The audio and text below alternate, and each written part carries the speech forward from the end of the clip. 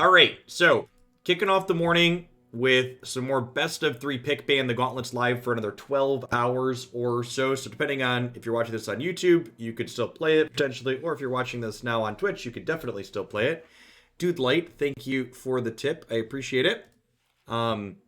We are going to play 3 decks that I enjoy. So Twisted Diana, I think, is some of the most fun I've had playing Runeterra. Leveling Twisted Fate to play out these Destiny cards in order every time you play other cards is loads of fun. We've got Bastions to protect him and pick a cards to level him up consistently. Again, I'm not doing full deck techs for these. These are all decks I've played before in the past, so you can check out dedicated deck videos with full deck techs on my YouTube channel as well. We're going to play Go Easy or Go Ezreal for the second deck, which is a Shadow Isles Go Hard deck that has a lot of card draw like Progress Day, Glimpse, and Rummage to find your Go Hards consistently to tell your opponent to pack their bags. And then the third deck we're playing is some Leona Swain. The Leona Daybreak package is one of my favorite packages in the game. I really like her with Shyvana, but this Leviathan, Swain, Eclipse Dragon, Orion Soul, Dragon's Clutches package deck was fun last time we played it, and I'm interested in playing it again and see how it feels again today. Someone asked, we played 2 gauntlets yesterday, and we hit 4 wins in both of the gauntlets that we played yesterday. So, really, really love this format. Good range of decks that you can play. And a lot of different decks. For example, we're playing 3 different mid-range decks today, which is a good time.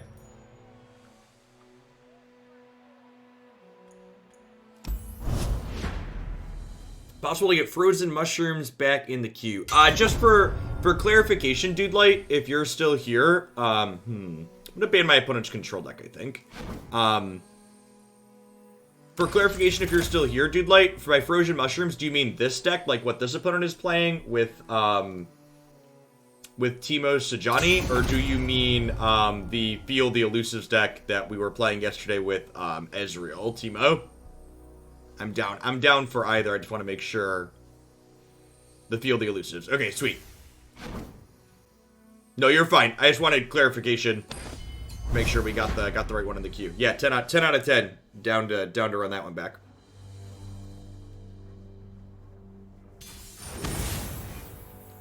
Thanks everybody for jumping in here already this morning. Awesome to see over 200 people already. Y'all are great. Happy Monday. For my regulars, by the way, that's perfect. Am I keeping the Zenith Blade? I have Leona. I'm gonna mulligan this and look for another threat. We'll play plenty of Daybreak cards. Yeah, I like that. For my regulars, by the way, I'm gonna be mixing and matching my schedule up a little bit, so my Runeterra stuff is not going to be just in the mornings. God, that's so unlucky. We're playing exactly 2 of these. I'm not going to be doing Runeterra just in the mornings, so I've had, we had some pretty good collecting new followers and subs and stuff in the evenings and getting a little flip-flop, so I'm going to be mixing and matching when I'm doing variety stuff and when I'm doing Runeterra stuff a little bit. So, still going to be live a few hours every morning and a few hours every evening, but it won't consistently be Runeterra every morning and variety every evening, so check the schedule on my website for what's going to be when. Today we're actually doing Runeterra in both slots, so we're going to do a few hours of Runeterra this morning, and then we're going to do some Runeterra this evening as well.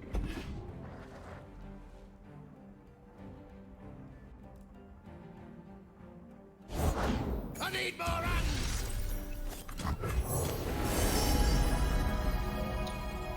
Huh. I'm into Traveler here. You know, I'm gonna take the Warrior actually. They're a Gangplank deck. Warrior in the bank is kind of a GP answer rolled up in a way. The dawn has arrived. Carry her light across the mountain. Carry her light across the mountains.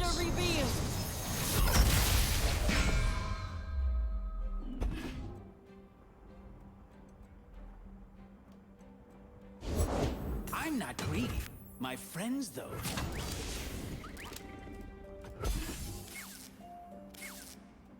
Opponent missing on their allegiance here. The fact that they missed on this allegiance tells me The fact that they're missing that Allegiance tells us they're drawing a Shadow Isles card, but the fact that they're playing that card would likely imply that the Shadow Isles is a small splash in their deck as opposed to being a dedicated core feature, which is good to note. Be nothing left when I'm done. So I'm gonna go ahead and play a Daylight Spear here, so this way if they have like a Make It Rain or like a Parlay, they can't kill Leona with it. What SI cards are we expecting? Could be Harrowing, could be Vengeance, could be Ruination. Space Slug, thanks for the brand new follow, I appreciate that. Welcome to Hopelandia. You're having a wonderful start to your week wherever you are.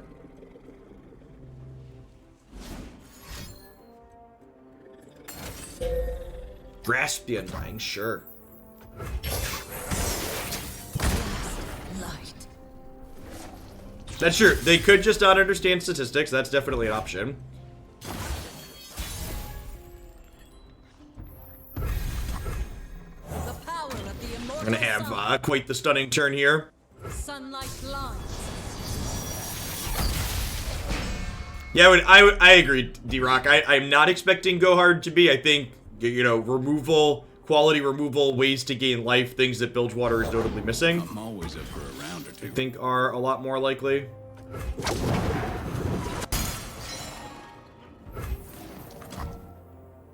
Unyielding light. I guess playing this one down doesn't really do much because they weren't going to block with him anyways.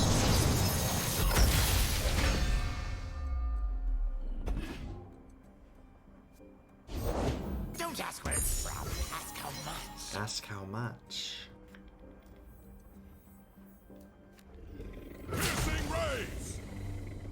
I think I'm attacking with this. I want to hold on to...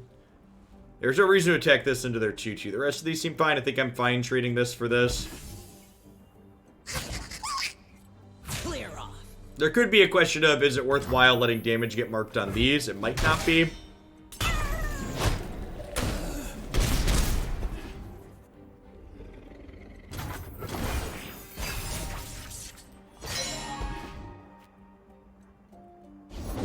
Safety will cost.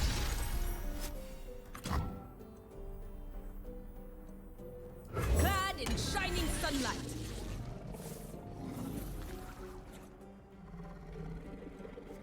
So, Twisted Fate's at 3 of 8 here. Behold the sun's holy light. If they have a pick a card or another Twisted Fate, they could potentially be threatening to level him next turn. How many minutes do you got? I don't know. Can the register with the person, man? Let me look at your calendar. With the hot dog? You have a lot of minutes. You have 4 half hours, 2 whole hours. That is insane. Insane, I know. God! Can I get out of here, nigga? Prisoners.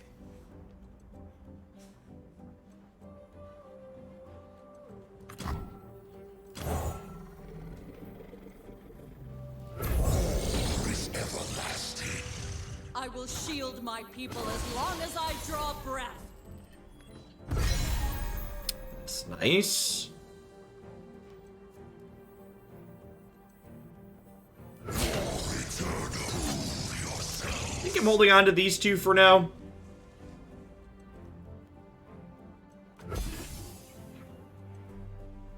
Yeah, I agree, Limpton. Like I said, that deck, after playing it, is definitely my pick for most underplayed archetype right now. Natter Jack, thank you for the 29 months. I really appreciate that. And for the very generous tier 2, thanks for keeping me around. Fire beware. I don't really want to trade these for any of their 3-power things. I'm out. Nat, this is exactly what we were looking to draw here. Any of our pieces of top end were what we were looking for. So Dragon's Clutches, Orion Saw, Leviathan. These are all the droids we want. These are a few of our favorite things. Oh yeah, shark me, daddy. Good to go.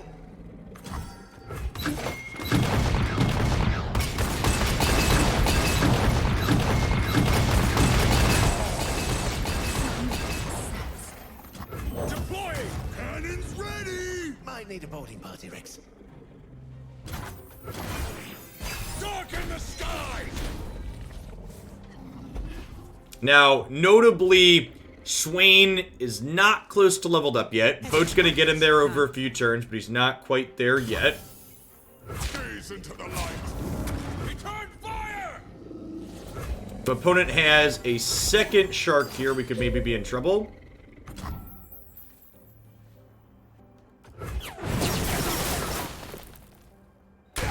They just wanted to do that and open it. Sure.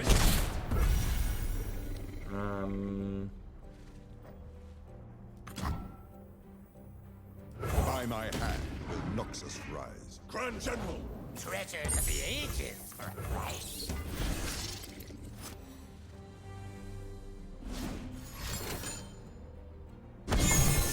Pretty good. Opponent amassing a lot of card advantage here.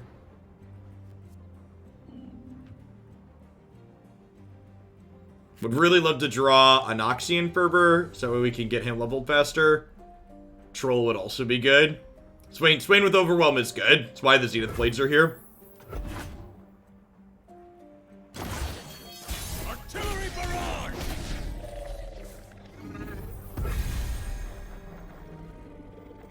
My faith protects me. Daylight everlasting!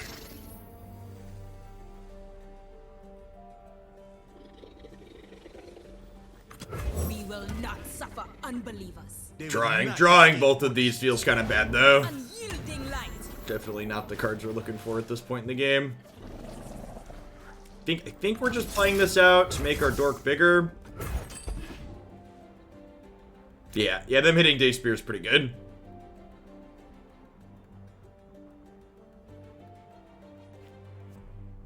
This being slow to level could cost us the game. We'll see.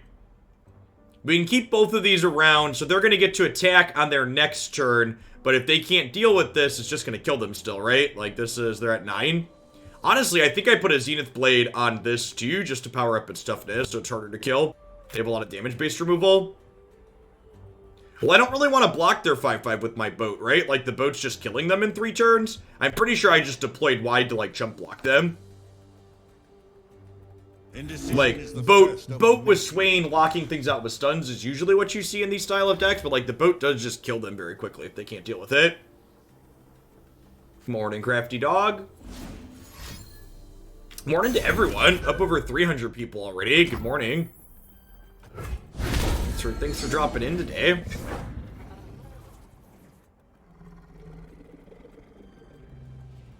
Pump Swain twice.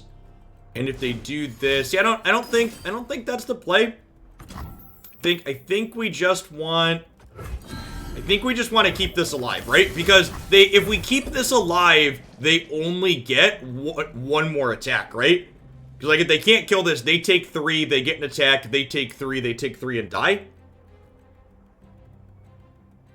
And even if they don't die here, like if they have another grasp and gain some life, Swain will be leveled by that point, and then the boat will start stunning their things, which will be good for us.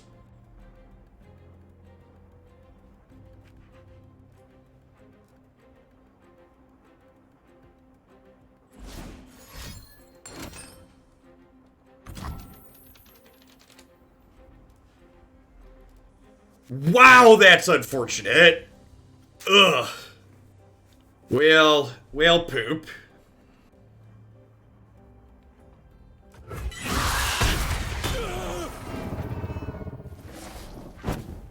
The nabs were brutal. You're not wrong.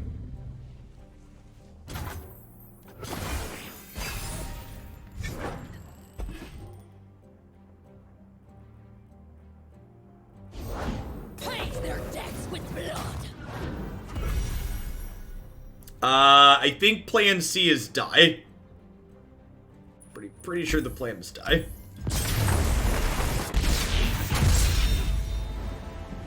A minor setback. Can you hush the boat to save it? Does silencing a unit make it no longer be damaged, chat? The answer will surprise you.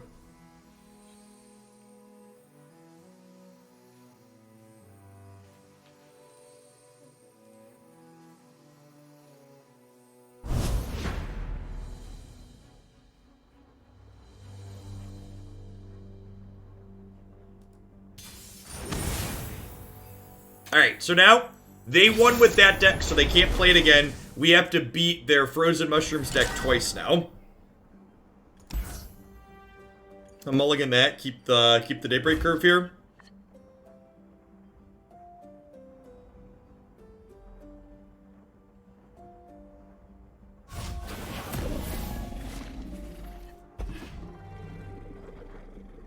Ryumi, thank you for the Prime support. I really appreciate that. There's a lot of great people making a lot of great stuff on Twitch right now. Thanks for supporting mine this month with that. Welcome, welcome, welcome back.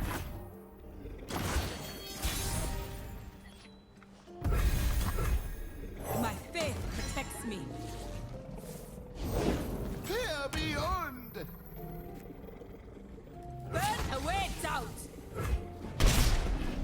Okay, second Culling Strike. These are both things that definitely gotta go.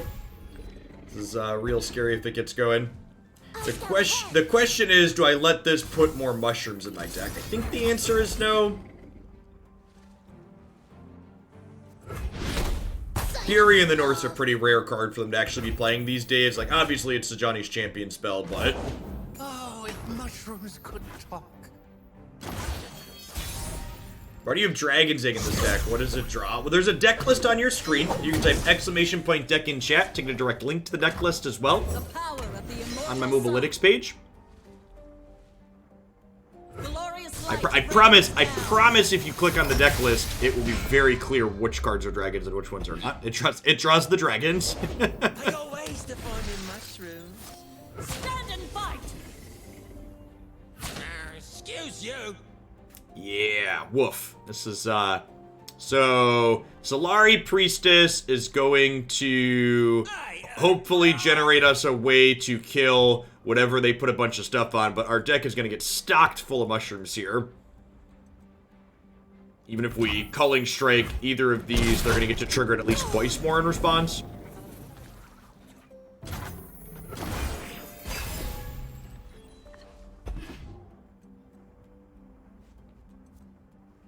We can also stun whatever it is they're doing a couple of times as well.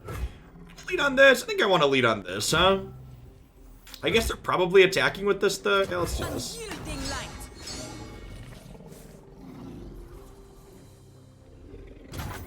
We've played this deck before on stream. I think this deck is very reasonable. The Leona Daybreak package gives you lots of good tools to stabilize in the early game. And then Swain Leviathan, as well as Dragon's Clutches for Orion Sol, gives you plenty of tools in the late game. This will be a good winter! So, as expected, we go to kill one of these, and they play 2 mushrooms in response. That is what it is.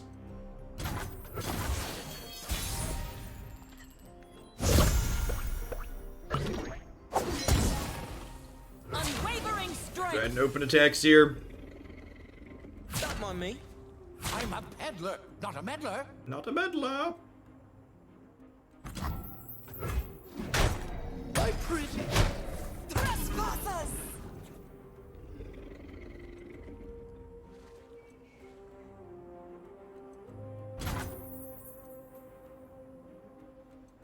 So, the way to think about silence effects, how they work is, when you silence a unit, it wipes all of the extra off of that unit. So when you silence something, it resets the card effectively back to what the initial text was. It doesn't affect damage on it. It wipes all of the buffs off of it. We take this as a redraw. Warms the heart and lights the way. To shine like the sun, you must burn like. Yeah, Broadback is our way to consistently level Swain. Gives enough damage to it. S2L Cheshire, thanks for the follow. Welcome to Hoaglandia. Do you have a giant monster? Wow, no plays is good for us.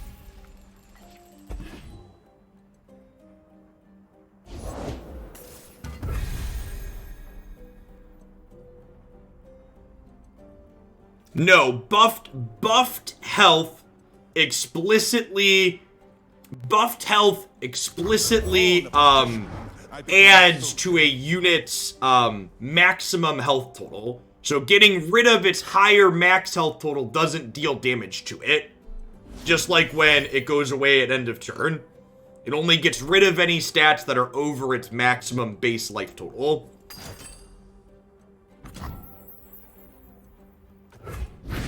Last light. Alright, well, we're gonna need to kill them because we can't go long against this card, so... We have, that being said, like, we've got pretty solid open attacks here, and that's a little bit of reach. The Fearsome aggro deck is very good, Collins, you're not wrong.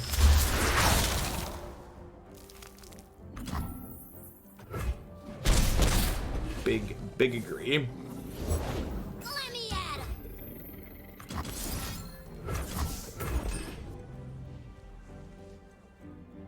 'em. Merely pawns in a greater game.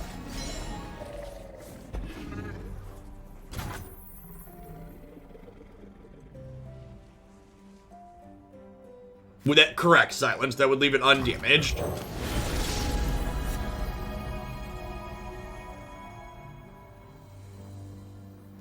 Let my stars Never not living legends, right? Those are full of dangers, but I know them all. So we can't do this next turn because I didn't big spell mana, but we can do it the following turn. Back.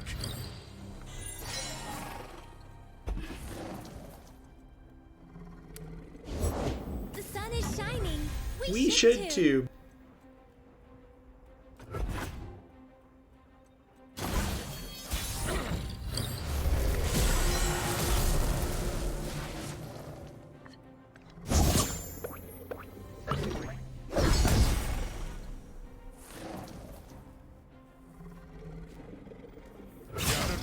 Pretty sure we just do this, right? This is my choice.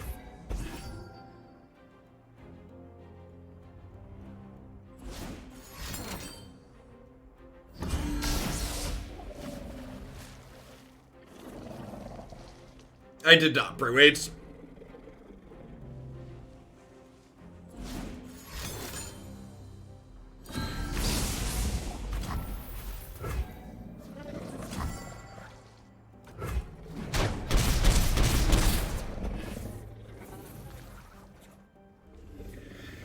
So do we Orient Soul from here? Or do we Living Legends? Take from the rich, give to me. I probably just Orient Soul, right? He's not leveling though. Nah, probably not on stream. I might watch it off stream, but it's hard to know with content. Not all their YouTube stuff is creator safe. Pray waits. The Meep Man, thank you for the brand new follow.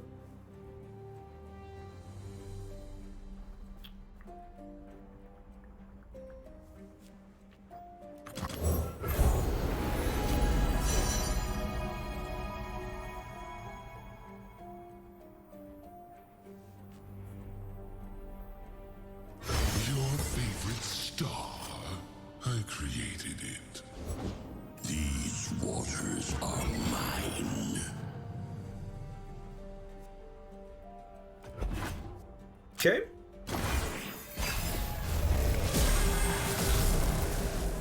I'll protect you. Ooh, is that a good one? How they stare. How they stare.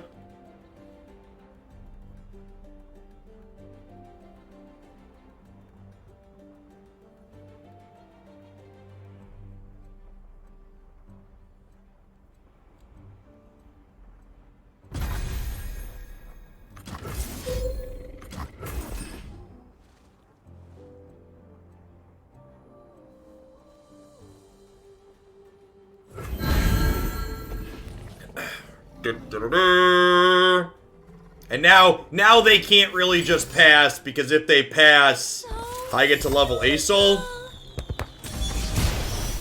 Are they gonna have to let me level Asol? I think they're gonna have to let me level Asol, huh?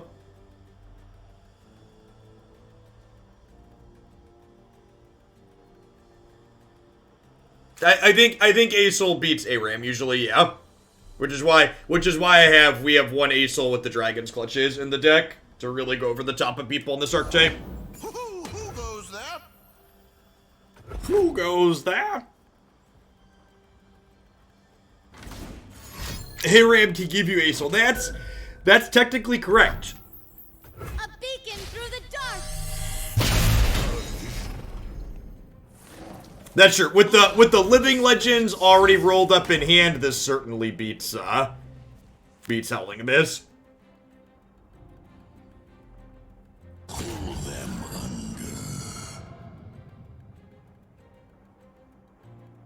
Oh no, not a 13-13. How will I ever win the game now? Sorry, Nautilus, you ain't the biggest game in town anymore. All unbelievers will see the light. Yeah, this is about to cost 0 mana. Wonder at my creation. Cosmic Space Dragons! Stand back.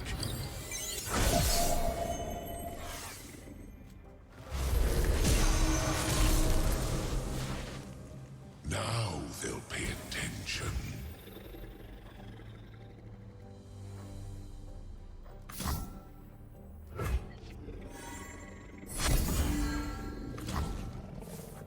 I technically don't have Daybreak yet, huh?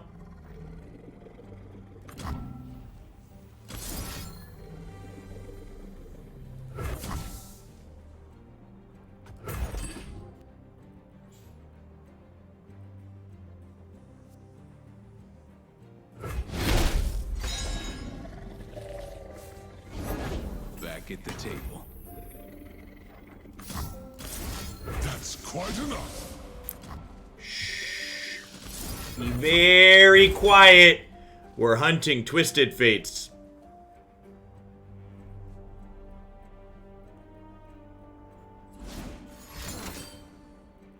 Blessed by snow and stars.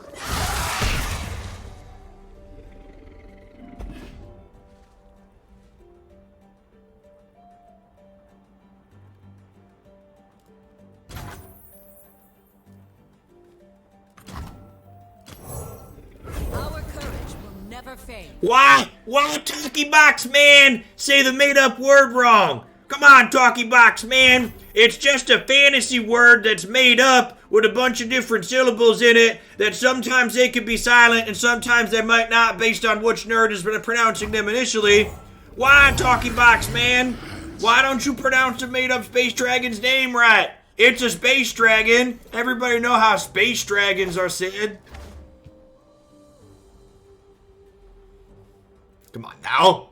If it was like a stock theme that you hear in real life, I'd make a point to get it right. But like, come on. Obliterate.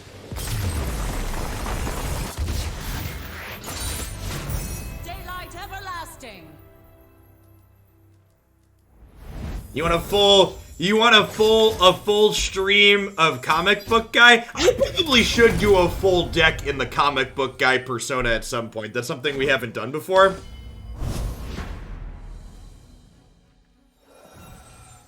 That could be fun. I don't know if I could do that for a full 60 minutes to an hour and a half, though.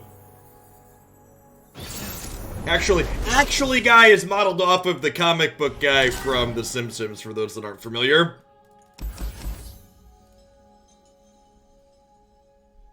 Gosh, I might just full mulligan here, actually. Just, like, look for Diana's or elusive.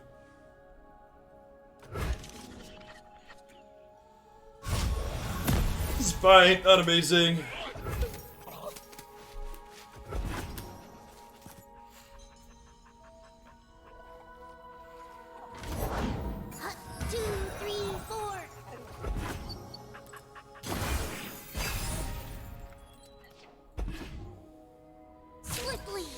It's not, for people that are talking about the accent, it's not the voice, it's the persona, chat. It's the, well, actually, you see, in issue 427 of the beta timeline, There was a different persona of that character, and it validates this arc completely. Like that idea of the push your glasses up and let the nerd know that they have done wrong.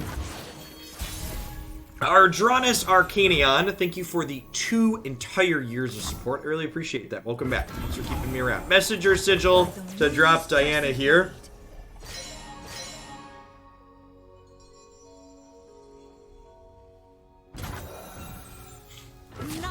Frostbite me, daddy. I've got a Pale Cascade.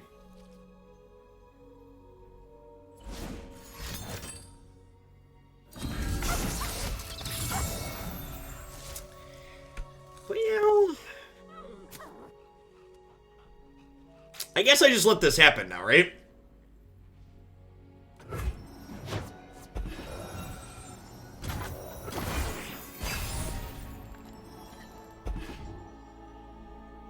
Armed and ready. Do I let this little turd put more mushrooms in my deck? I feel like the answer is yes. And then we just red card him.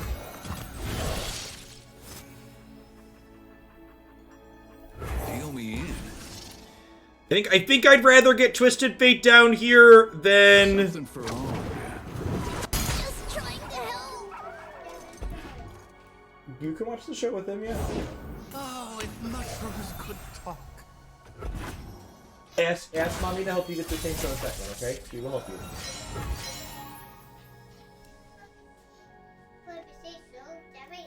No more lies. Would a mushroom help? Would a mushroom help?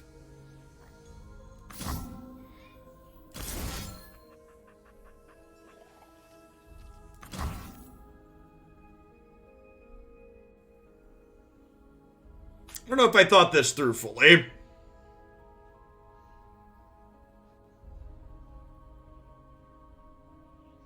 Maybe this attack was bad. If they have a flash freeze, this attack is bad.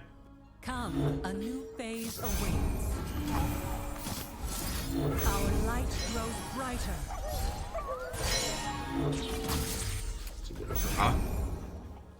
So if they frostbite this, I can hush him and then Pale Cascade?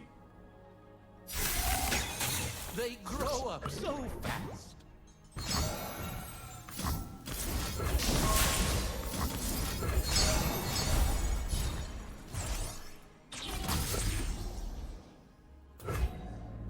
Oh, these are trading now because she no longer has quick attack?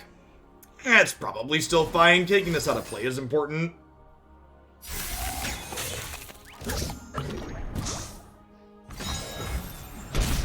So, like, my opponent used the calculating emote there, but, like, they don't understand the exchange that just happened there, right? If you count card to card the exchange that just happened on board, like, they spent 2 cards there, my Twisted Fate killed their Teemo, and 2 of my Pale Cascades drew cards, right? So I spent a Hush and a Twisted Fate, and I traded for Teemo Frostbite. So, like, I know they kept their thing, but on a card-to-card exchange rate, we came out at parity there at worst. Never lost a fair game. I mean, I know that wasn't just, like, it wasn't just my opponent there that, like, was using their emote because they think they came out ahead, right? All that glitters. Yeah, and like the frostbites are going to come up at some point, guaranteed. Is very accurate.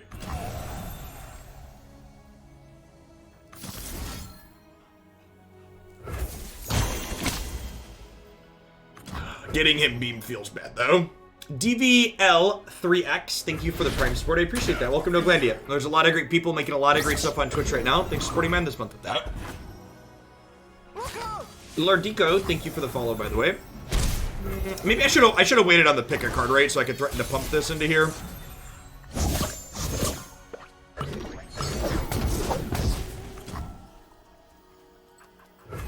Tidings from the sky.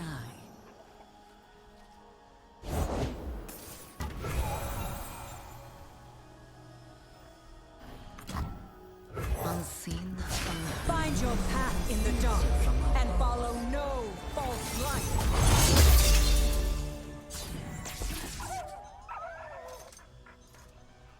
I mean, I don't know about Lost the War. The game feels close at the moment. Night descends. It wasn't a Twisted Fate, Niv. It was a pick a card. We're playing 3 copies of actual factual pick a card. Excuse you.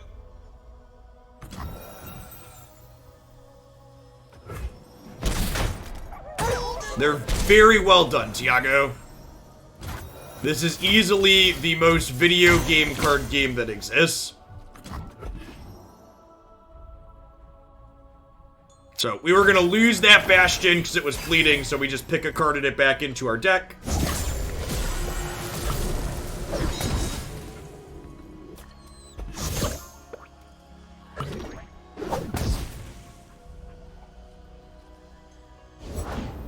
There was a little fella asking for me. Yeah, it's going to be really interesting to see where the finals Masters numbers end up at. Because right now, it's only like 2 match wins. It's like 25 LP to be top 700. But I'm sure that number's going to change as, These jewels are more than I'm sure that number is going to change as we get deeper into the season. Success is planting your mushroom ground. Prepared for anything.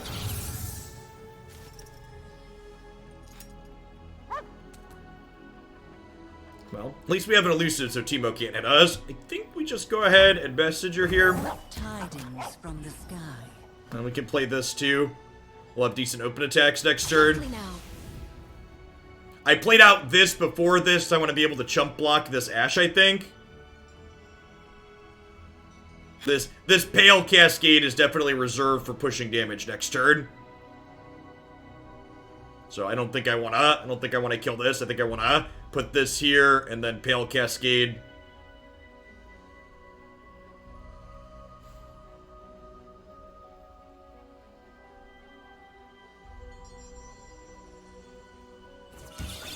my patience wanes. Now they might attacking, so they don't have to worry about Pale Cascade anymore. We block with the goat to get a gem. You know, that's actually a decent thought. Yeah, maybe that's it.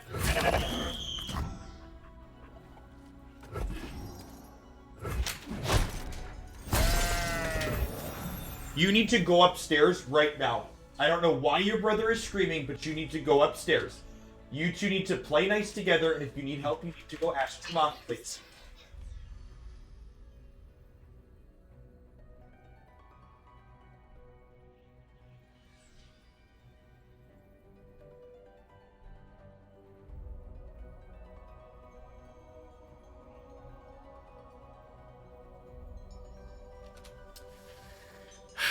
Bull sharking. We playing bilge rules, son? And then when we Pale Cascade here, Diana's going to gain Challenger. Or when we Pale Cascade here, Diana will get 2 attack and Challenger. They say these were from the Protector himself. So I get to do this. I get to do this, which gives her Challenger, because that had Nightfall.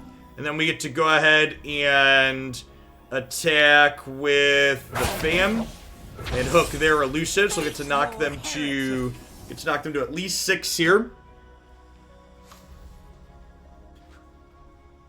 Lead the target. I'm a peddler, not a meddler. Would a mushroom help? No, they could have a harsh winds here.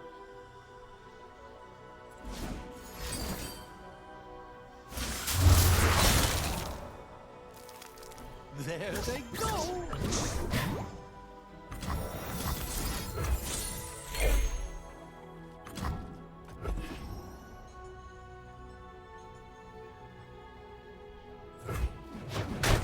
This matchup definitely feels hard. The fact that our deck wants to draw so many cards, they put all the mushrooms in our deck is a pretty big downside / difficulty for us to overcome. Here be your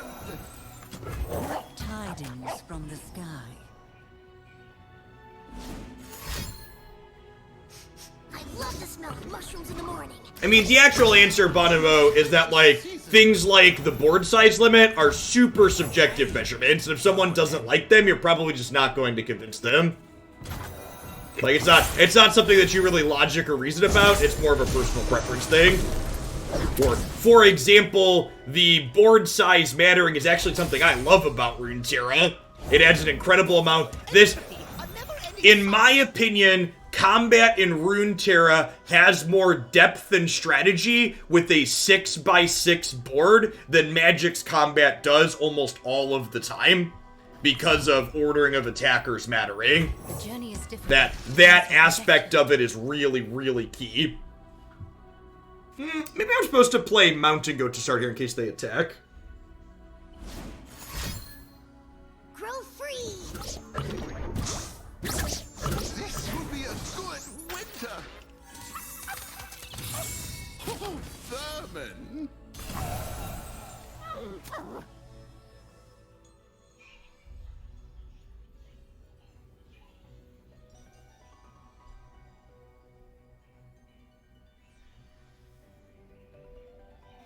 Something the matter?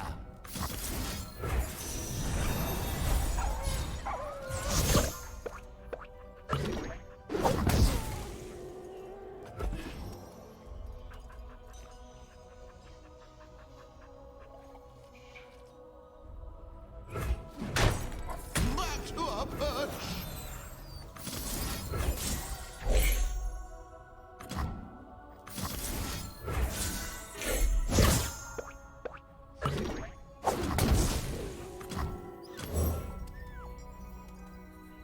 Unseen, unheard. The new moon consumes. It's really well done, Gecker. Really, really well done. Yeah, and this is why this matchup's so hard, right? Like, they put so many mushrooms in our deck with these, and our deck just, like, needs to draw cards to get through. Yeah, like, we're probably, there's 32 puff caps and 21 cards. We're realistically not going to get another turn. So I have +3 attack damage this turn, which is probably not enough. Doesn't look like it.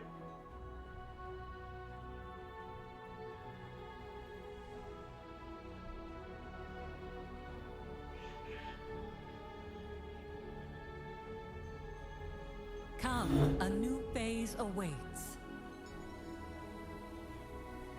I'm a voice actor? I'm not.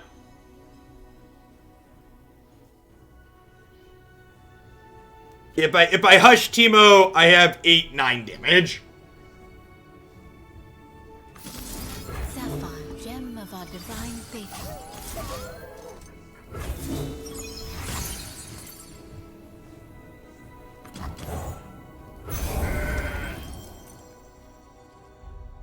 I don't think that's true, right? If you replace your 1 power guys and do that, then they have 5 blockers, chat. We can't make Teemo vulnerable. This makes their biggest thing vulnerable. Yeah, we're dead, unfortunately. Only the This matchup's pretty abysmal. carved from the savage cold. Yeah, easily, probably the worst matchup for the twisted Diana deck. Live in Just because what our deck is looking to do with our primary game plan plays right into theirs. The big thing I probably did wrong that match was I played the attack with my Twisted Fate on turn 5 or whenever when we traded him off was definitely not good. I should have been more protective of my Twisted Fate.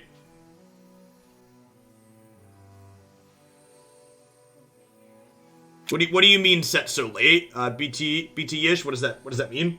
Venom, thanks for the follow. Welcome to Hooglandia.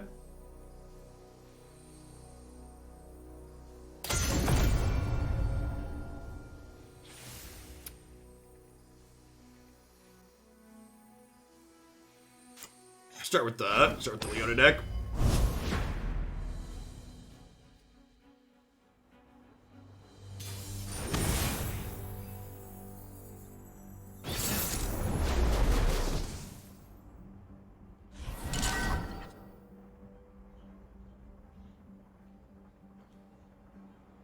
I actually completely disagree with you, Sassy Magikarp, but I think you're just objectively wrong. I don't even think that's an opinion. I think if you sat down and measured up, so you're saying the do they have it moment, as someone who's played an incredible amount of Magic the Gathering, far more Magic the Gathering games devolve into what I refer to as go fish games, where you're just asking yourself, does your opponent have the sweeper on for? Do they have the removal spell? And that's literally the only thing that matters. I would actually argue the opposite. Getting your resources back every single turn and drawing a card every turn allows for a lot more player agency inside of the game itself, because it allows players to make more decisions on every turn cycle. And when you combine the fact that... No, I'm not even talking about combat. I'm talking about purely how the turn system and resource system works. Ours is the one true light.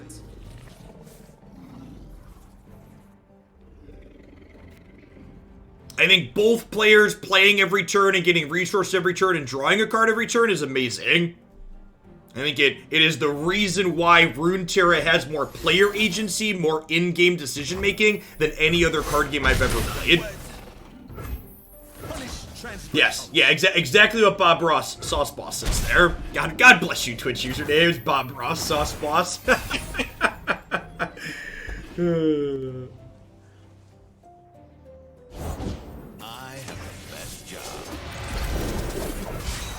Opponent start is incredibly slow here, which is good for us. They're playing Jinx Draven, which is generally an aggressive deck.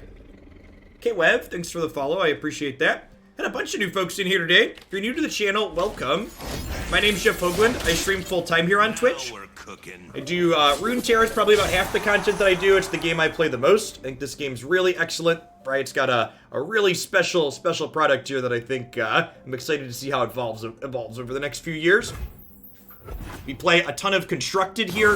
When the best of 3 pick ban gauntlets aren't going, we tend to play, open on attacks with this 3-2 into here. We tend to play a lot of ladder. We're going to be, after this gauntlet is done, we'll be playing some ladder with Go Twisted. If you enjoy seeing a wide range of Runeterra decks played, I also have a YouTube channel where I post deck highlights 5 to 6 days a week.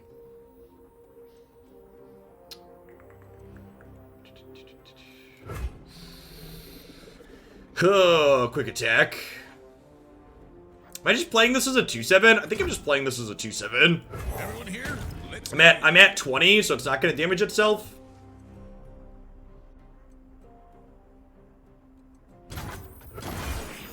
I'll protect you. Yeah, their axe play didn't quite make sense. They probably should have waited. No, it's just the deck page already in.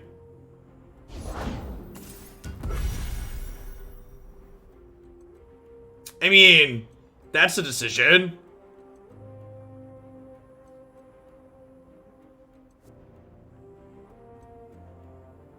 Huh? So, do I play Solari Priestess looking for removal then? I think that might be the play, huh? I could also just play this to have a blocker, but if they were attacking, they would have started on attacks, right?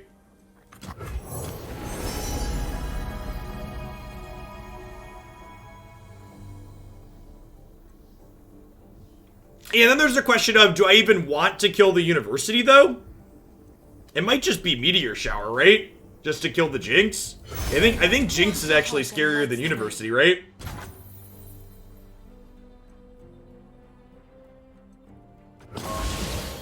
Stand back. We're doing it!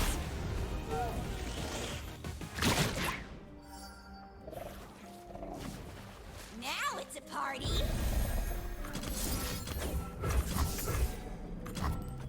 Yeah, Death's Hand's gonna get to kill Draven this turn, which is nice. So, this, for people who haven't seen this card before, it discards their hand each turn and creates 3 random cards in their hand and grants them fleeting, so they have to use them or lose them every turn. One thing worth noting with this one too is this explicitly can't generate champions, right? I don't think I've ever seen this generate champions the number of times we've had it down. Pao Lee, thanks for the follow. Welcome to Finlandia.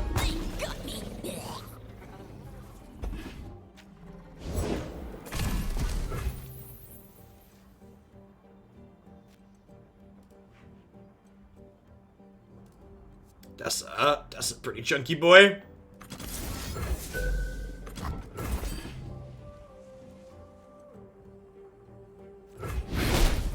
Beautiful face. Swain is now at, is that 7, 8 out of 12?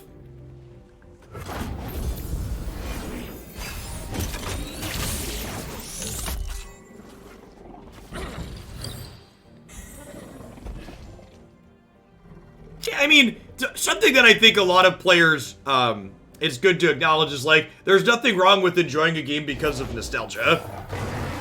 I definitely think that a big part of Magic's success comes from its nostalgia at this point.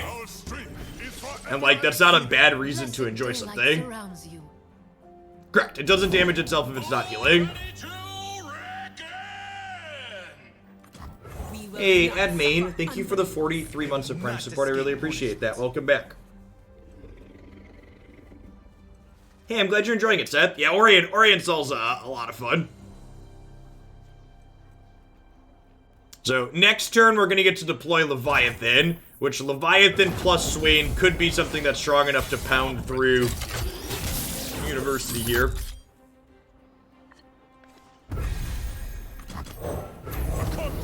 So, Leviathan draws us Swain, and then every turn this deals 3 damage to my opponent, 1 damage 3 times. So this levels Swain, dealing non-combat damage, and then once he's leveled, it starts stunning their back row units to allow us to attack him for lethal. Elephant Shrepo, thanks for the follow.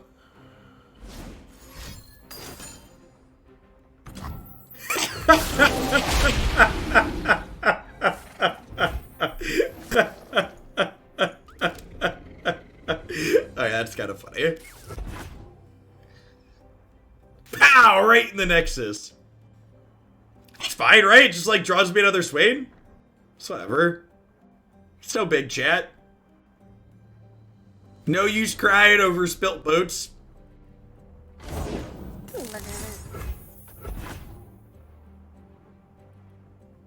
Yeah, like now broadback level Swain, right?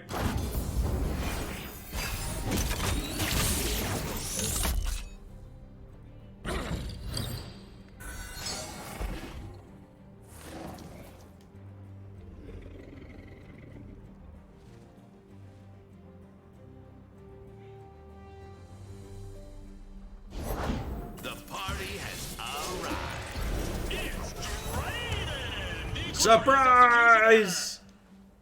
It's a boat.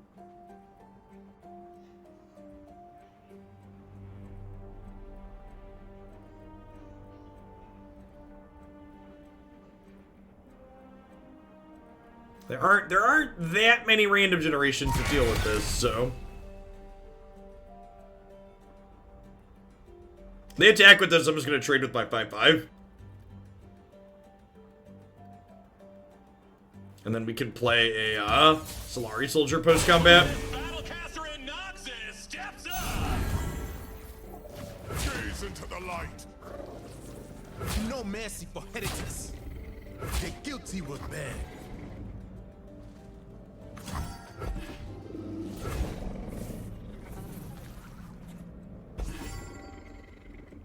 We just take this hit here. I want to keep the life total on this high, so that way they have fewer cards that answer it. And we're at 13, and we're going to heal back up to 16 next turn. So.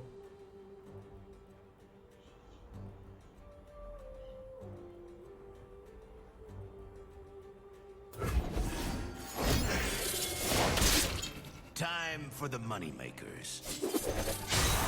I mean, they might as well use the axe, right? They're going to lose it otherwise. They just got a bunch of fleeting cards.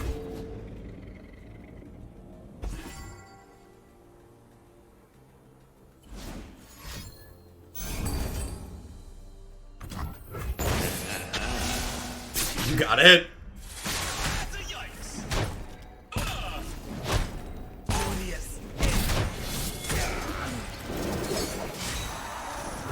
Morning's optic. But pretty sure we just want to go wide here. So we can have plenty of blockers. What is gained when we return malevolence? They could have leveled Draven there. Yeah, it's a good catch. Breathe in, breathe out. Ha! You know, so I know we just drew Oriensal, but I'm pretty sure Swain's the better play here. Above all. I think on the current board, controlling what they have going on with this is better.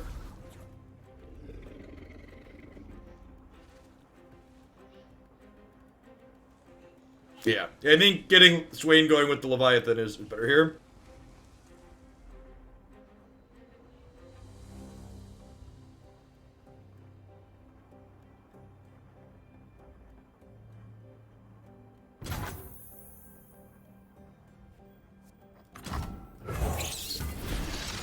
So, this deck that we're playing, I probably should have just passed there, is one of the kind of few examples in Runeterra where playing fewer or more than 2 champions is reasonable.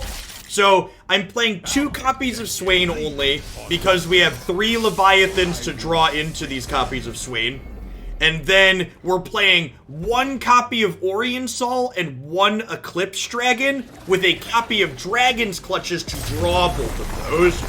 So we have what I would refer to as 5 virtual copies of Swain because we have 2 to draw and then 3 boats that also draw him. And then we have 2 Oriensals because we have 1 Oriensal and 1 Dragon's Clutches to drive. And if you look at the card list in this deck, not having 3 Swains makes a lot of sense because our deck doesn't level Swain as rapidly as most other Swain decks do. Our number of things that deal non-combat damage are kind of limited. So waiting until we have Leviathan to get Swain is very reasonable most of the time, because he's not going to be leveled anyways, and we're going to wait for the boat to level him over the course of a couple of turns.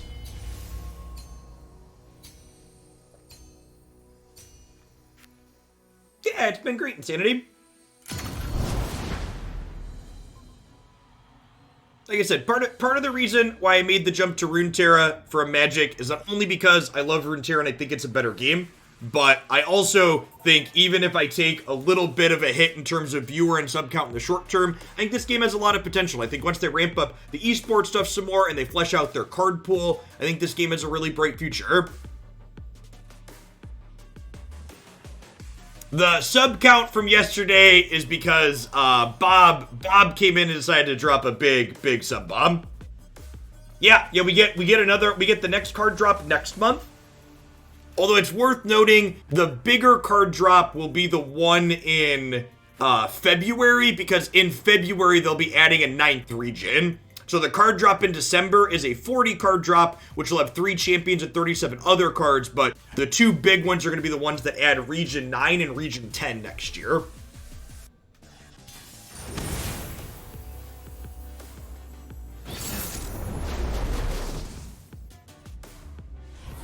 So, again, for people that aren't familiar with what I must have failed. I was going to say, best of 3 pick ban. They have to beat our last deck twice, which they decided not to.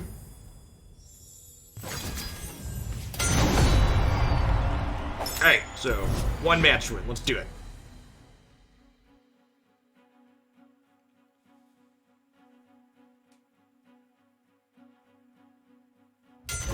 What do you think of the EU's master format? I think the EU master format is super novel, but I don't think it's a format that I would like to play consistently on a ladder or anything like that, or in a tournament myself. I think it has a lot going on and is kind of convoluted. I prefer this best of 3 pick ban format to it. I ban Fiora because she's annoying.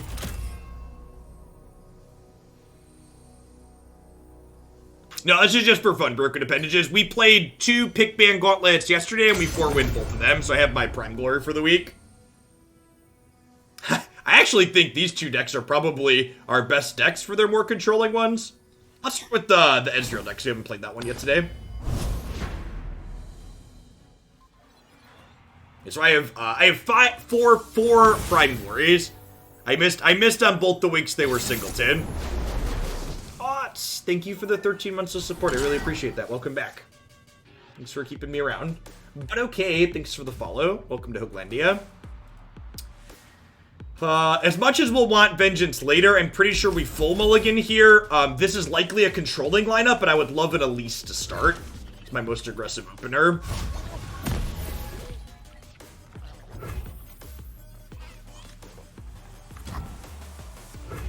I don't really have anything I want to discard, so I think I'm just going to lead on Urchin here. I must get out of here. Says Fiora is annoying, no lies are detected. Yep.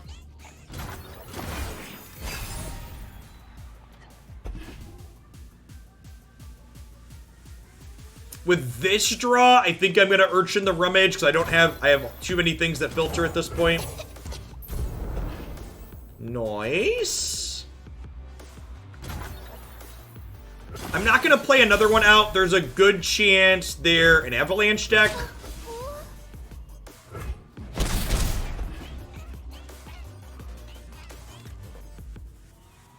Notably not a Vile Feast deck because they are Target and not Shadow Isles, but Starship, sure. So, Avalanche and Icequake and Descend to the Skies, I guess, kind of, are the sweepers my opponent has access to, so playing out this Ezreal should be relatively safe. For a true display of skill. I believe the rank season ends December 4th, if I recall correctly. Paper SMB, thanks for the follow. Come to Hooglandia.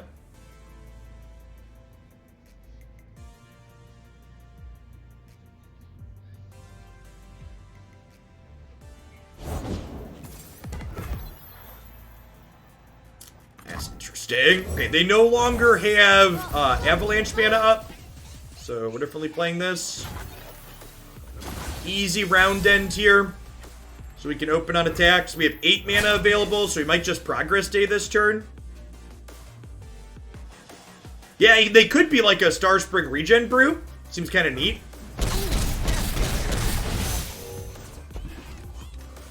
If I could change something about Runeterra, what would it be? I'd put a Craft All button in the deck editor. And that's a piece of feedback I've passed along already. The deck editor desperately needs a Craft All button. Or do you mean from a gameplay perspective?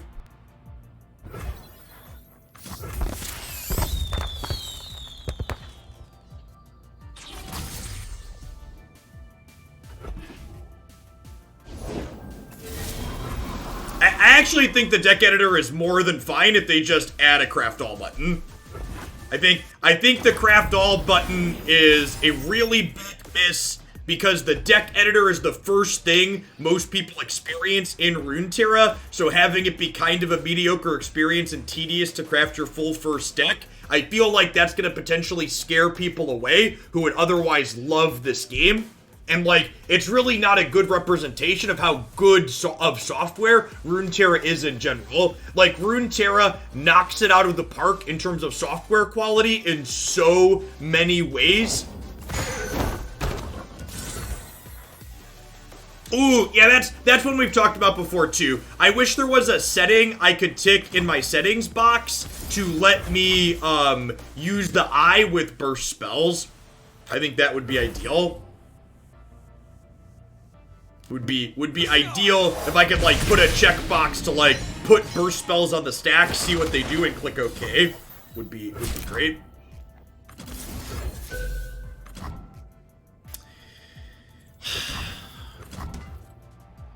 You know, so I was thinking about blocking and then glimpsing here, but I think I was going to take the hit for 4 and then beam this.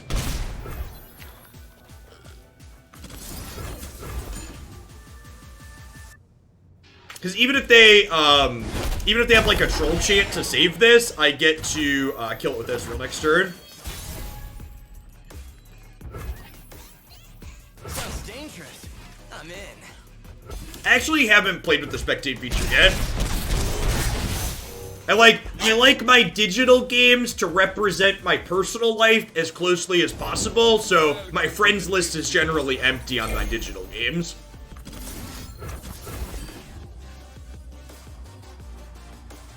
Firing.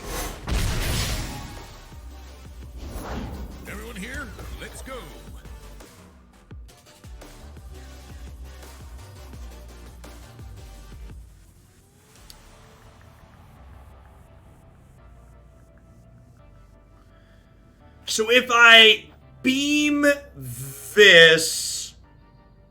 So I have a decision here. So I can either static shock 1/1, or if I beam this, it goes down to 2, then up to 3, then it kills itself at start of turn. I think I like that. And then I can kill this with Mystic Shot next turn, potentially.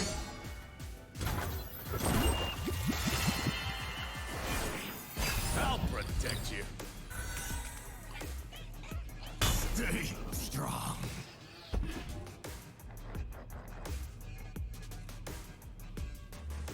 Johnny Rips, thanks for the follow. Welcome to Hoaglandia.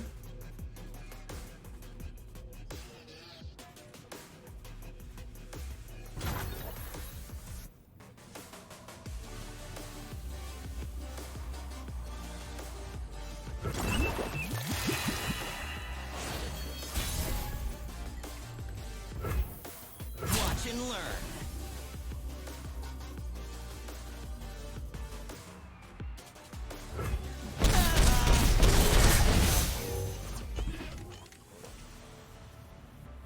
Ezreal's getting real close to leveling here, chat fam. Warm hots and hot soups.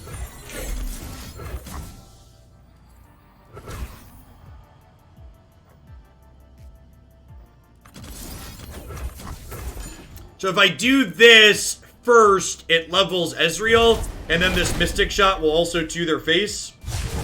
I'm so good, I surprised myself.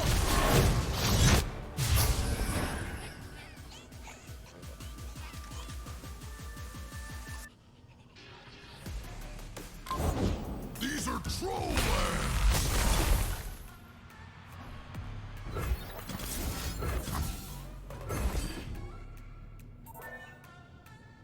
Charge! Mix.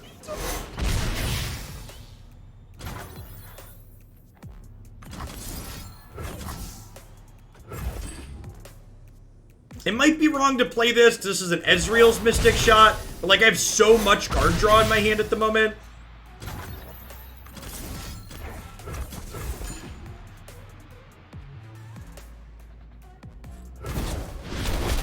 I think the board's great. It's a lot of fun.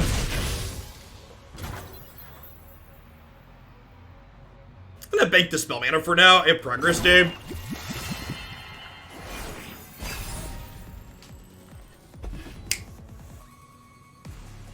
It's always cold in the Freljord. You're in my kingdom now.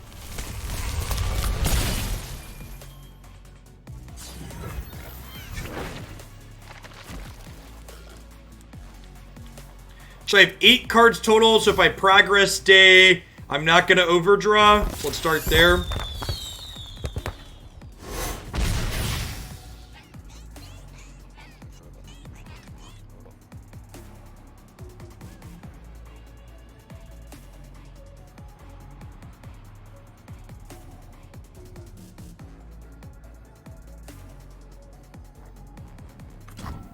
I know you're thinking and stuff, but could you maybe speed things up a little?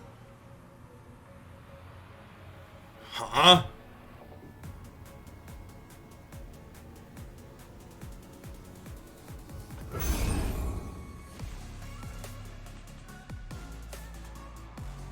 Hey, Zixtril, thanks for the tip. I appreciate it. I love that you explain your moves a whole bunch. Thanks. I appreciate it. Max hand size in Runeterra is 10 cards, and it's similar to Hearthstone in that if you go to draw a card but can't, it just gets burned away. Bow to your king. Alright, so One smack'll do. we definitely just want to draw cards here, right? The question is, how much do we want to draw?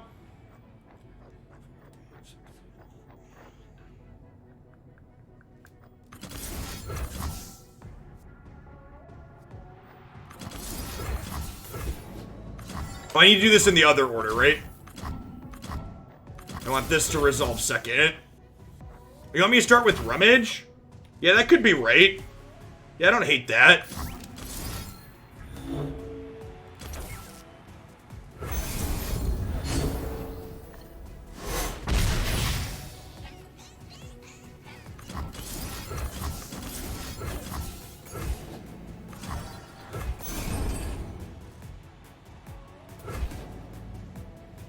Oh, killing this with this doesn't draw a card. That's interesting.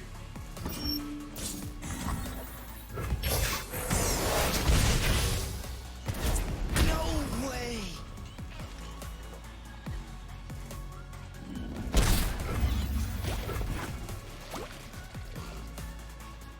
Maybe I should have kept the 0-cost Helpless Aristocrat to have a decent open attacks here. If they have another Trundle, they could Ice Quake us, which would be pretty bad. Pretty bad for us.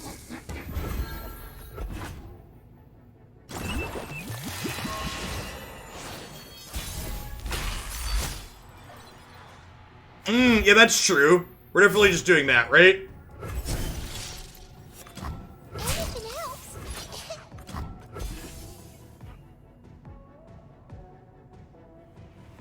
They look angry.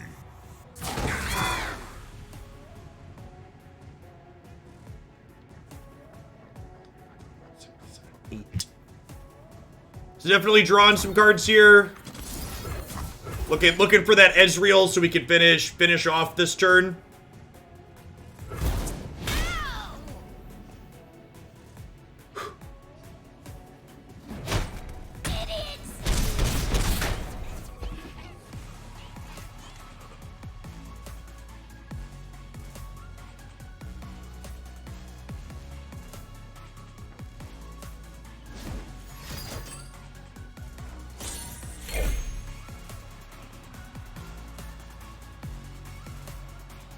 Yes, this is only 2 and 3 here.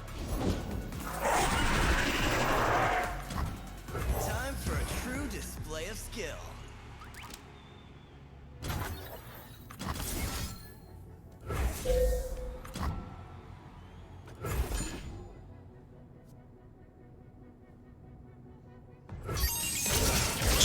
Giant space monster 0, tiny shooty wizard 1. Who doesn't love a tiny shooty wizard, chat?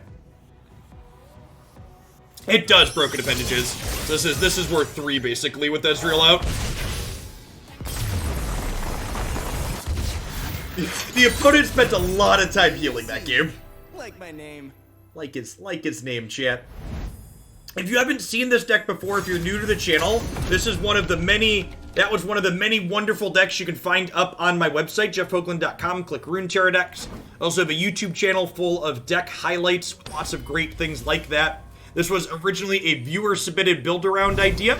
A lot of the decks we play here are viewer submissions. If you have a sweet Runeterra deck you'd like to see played on stream at some point in the future, and like an easy way to support my content, that's a great way to support me a little bit here in my job and get something out of it for yourself.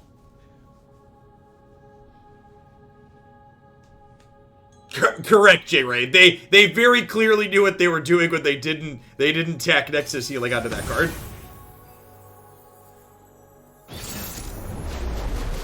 I haven't, Gengar. I plan to do that, so I decided Breath of the Wild wasn't really for me. I didn't really love the mechanics as we got more and more into that game, so next weekend we'll probably finish the DLC and watch that on stream. Anivia Sajani. Alright, I'm mulligan these two, keep my Nightfall Elusive and this. This is another brew out of the opponent. Opponent's got a really sweet lineup. A lot of different ideas going on. What didn't I like in Breath of the Wild? I find the combat very unsatisfying. The combat is basically, did you dodge? Yes, no. And past the combat being kind of meh, the weapons durability system I find really tedious and arrow scarcity annoying.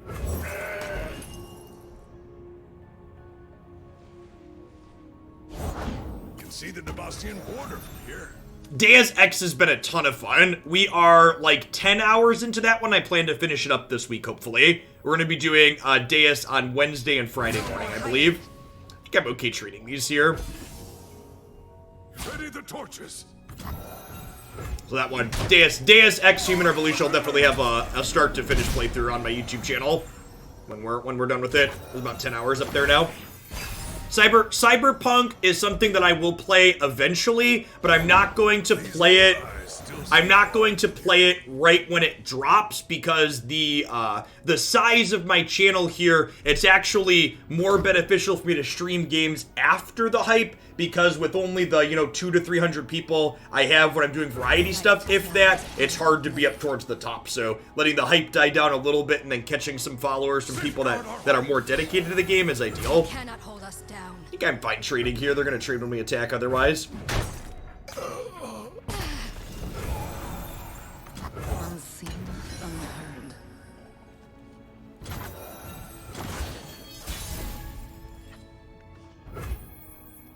Forgive me. Yeah, I'm newer to doing variety stuff, but it seems like the sweet spot for, like, getting into doing variety stuff is, like, finding games like Horizon Zero Dawn or Breath of the Wild actually met this requirement too, where, like, there's a little bit of a following of them on Twitch where people who really love them, they come back and watch it even after the initial rush. And where my, 200 viewers or so for variety stuff can get me into the top of the game category there. I mean, there will be a ton of people watching it. I think we just pass here. I want to bank Spell Mana this turn so I can play Twisted Fate with Bastion up. If you haven't seen this Twisted Diana deck before, our goal is basically level Twisted Fate as quickly as possible. So playing TF with Protection up is exactly what we're looking to do. I think we're going to go ahead and Twisted Fate red card here, kill this. Or played one. Speaking of Cyberpunk though, after we finish Horizon Zero Dawn, we're gonna play Witcher 3 on stream. J Ray donated for that one. I haven't played that game before. Heard lots of good things about it though. Sharpen the blade, secure the kill.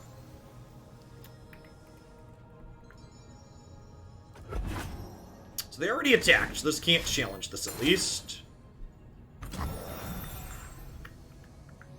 Gosh, it's a darn shame I can't just Pale Cascade to counter this and I have to burn a Bastion. Hopefully they don't have Brittle Steel here in response. Alright, no Brittle Steel, step one. So pretty easy open attacks here. Worth noting, because it's something people confuse a lot because people don't often play this card. I am playing 3 copies of Actual Factual Pick a Card in this deck, because leveling Twisted Fate is something we're looking to do ASAP.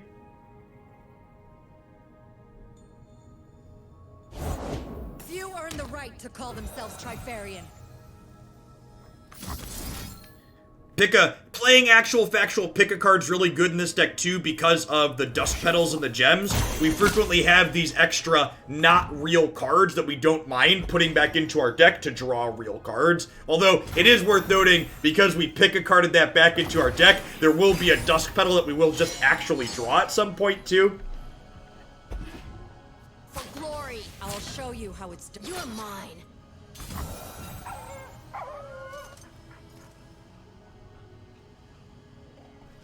That's a good thought to get him out of culling range. He is just gonna die to this here though, so I just take this hit.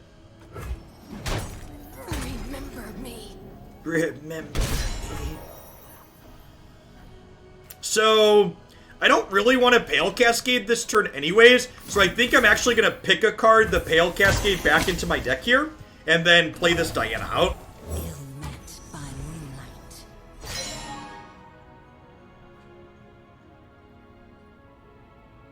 Yeah, I agree, Lampton. Having a critical mass of burst spells for when you have level Twisted Fate is also pretty important.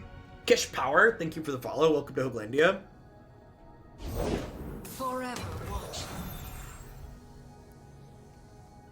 I think I'm just passing. I'm gonna burn a little bit of spell mana, but I don't think I really want a 4th fleeting card next turn. Twisted Fate was only at 5. I could not level him.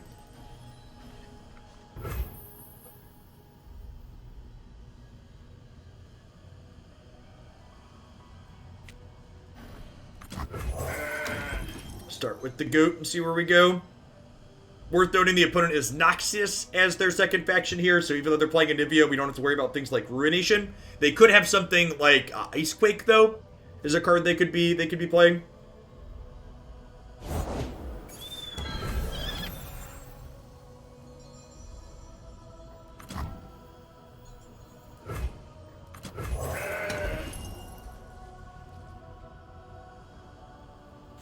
Diana's still a little bit off from leveling up. Get bloody, get paid.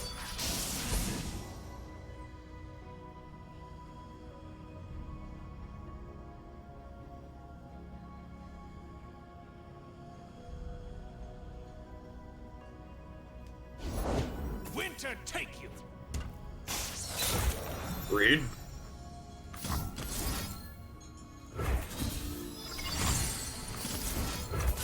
Let's see what we get. It's not terrible for later.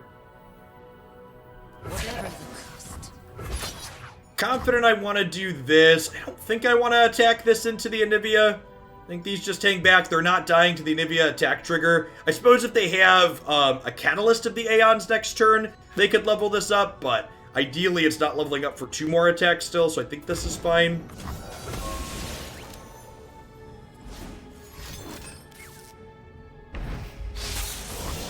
Sure.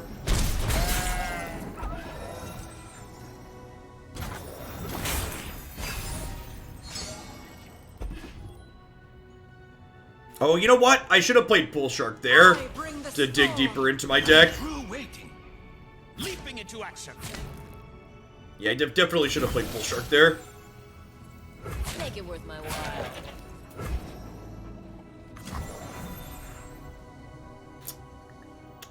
I think I want to do this with Diana.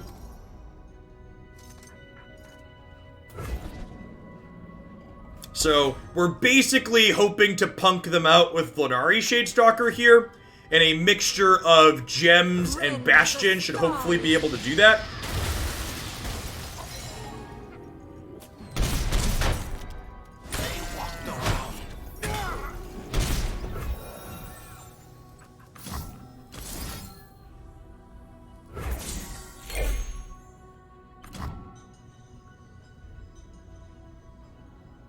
Oh, yeah, blocking the 4-3 isn't strictly better, because I technically have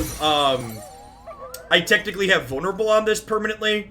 You're right, it might have been better, but it's more of a discussion than a strictly right-wrong. Go on then. Go on then.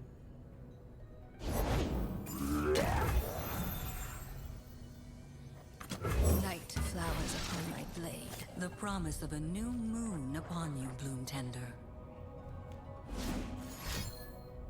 Hearthstone Refugee here just completed other tutorials. The phases are a little confusing as someone who's never played Magic. So the big thing to understand about the phases is that the phases are super fluid in this game. Okay, so this is gonna kill things that have 4 or less. So we get to Bastion this, so it doesn't die to this and it keeps Spell Shield. And I get to Hush Anivia so the egg doesn't come back.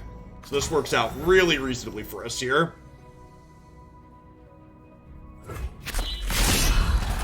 Hey, thanks for the biddies, Lampton. I appreciate it. And not your fault. You're definitely not responsible for the deck. Even if you have a Magic background, a lot of Magic players find the fluidity of the phases kind of confusing. So Forgive me. Runeterra is pretty unique in what it does. Although I guess that's not strictly true. If you're someone that has a background from other games, the turn structure in Runeterra is actually most similar to a game called Epic Card Game, is what the turn structure in Runeterra models a lot off of. But that's more of like an indie small project game, so there's a good chance people haven't heard of that one before. Gotcha. It's similar to Artifact 2. I didn't play enough Artifact to know if that comparison is accurate. Now, unfortunately, Anivia's Deal 2 is going to pop the spell. Don't open attacks. Don't open attacks. Don't open attacks. Don't open attacks. Rats. So, yeah, Anivia's Deal 2 is going to pop my Spell Shield here. Which means a Frostbite stops this from killing them next turn.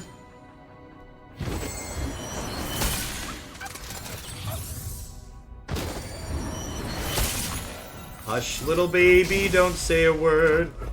Daddy's gonna live at 1 life, and this elusive's gonna kill you.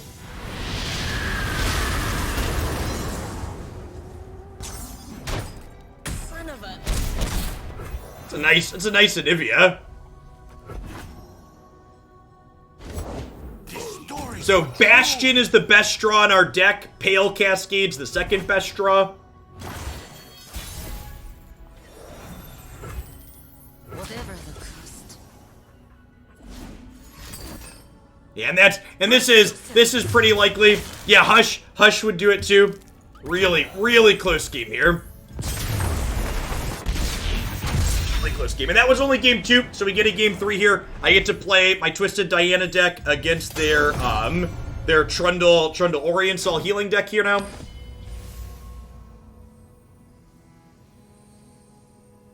Diana is almost Pale Cascade. That's true. Not quite, though. Really thin margins there. They had to have the thing, and we had outs at the end. Good solid back and forth. And, like, Anivia's champion spell is Harsh Wind, so, like, they're pretty likely to have it. So, not that fortunate on their part. Hoping to get lucky and didn't, but that's fine. We're playing best of 3. It's one of the reasons why I love this best of 3 format. You get chances to make up for those close games.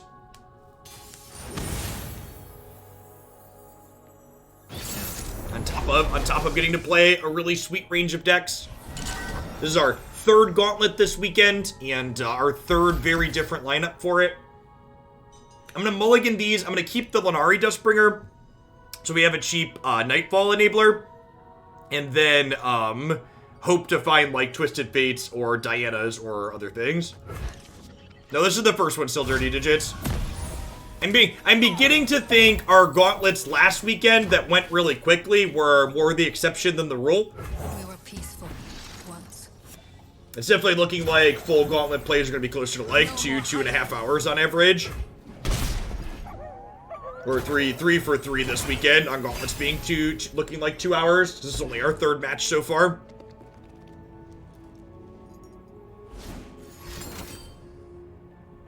The Cup's fine. Thanks for the follow. Welcome to Homelandia. Temperamental as moonlight. Invisible to the Yeah, this is, we're definitely the beatdown here. We actually beat this deck out of the opponent already once. We beat them with our Ezreal deck. Huh? Yeah, I'm gonna open attack, so they could be an avalanche deck. I don't think I should play this out into that. When will the next patch be? Runeterra typically does patches every 2 weeks. The next card drop explicitly will be in December. I would imagine the middle of December, right after the seasonal tournament. So probably like the 15th, 16th, 17th for the next expansion release. And the next card patch, I would venture to guess probably won't have any card balances in it, or if they are, they'll be very minor. Let's go.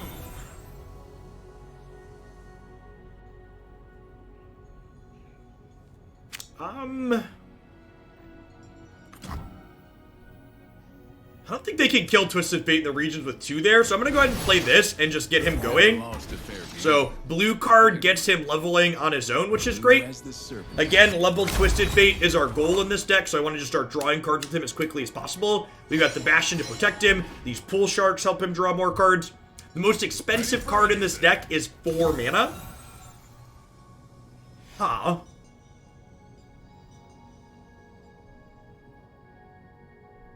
I think I just take 2 here, right? This is almost assuredly a Troll Chant. I think we just take 2.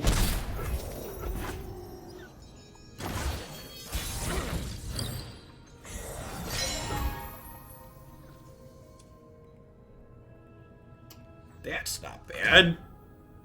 Although I guess if I'm putting them on Troll Chant, I probably don't want to hook this. Anybody else having things lag? Not on my end. Probably on yours. Could be on Twitch's, I guess. But no drop frames here. Opponent could theoretically have Hush here, but we're gonna get hushed at some point anyways, and that's a Hush that's not targeting my Twisted Fate later, so I think I attack into a Hush here.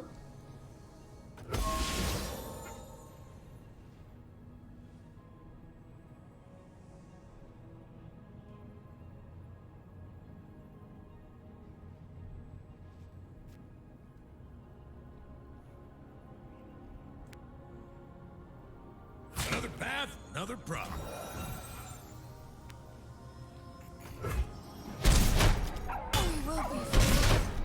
We saw star shaping out of them last game, so I wonder if we'll see them star shaping the Broadback Protector here. Keep him alive. Stella Cord. Yeah, I think this card is very underplayed.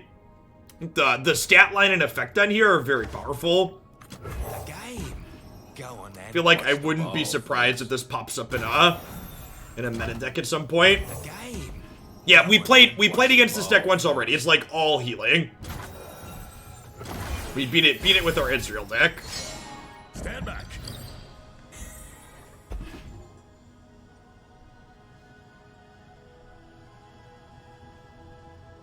Shit, we don't have a Nexus damage quest, right? So definitely gonna proactively Bastion this. I've got this. Not my first gunfight. Where you going? So Bastion that to start. Pale Cascade here. Get to draw a card. Twisted Fate's up to 6 of 8.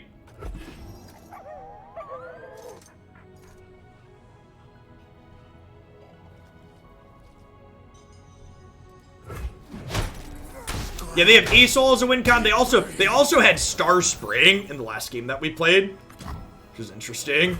The journey is difficult. These will protect you. So if we draw anything that draws a card, we level Twisted Fate next turn.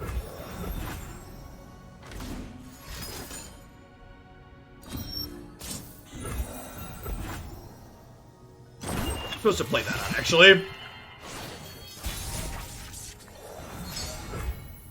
It's unfortunate. These gems grant a wearer harmony. For truth.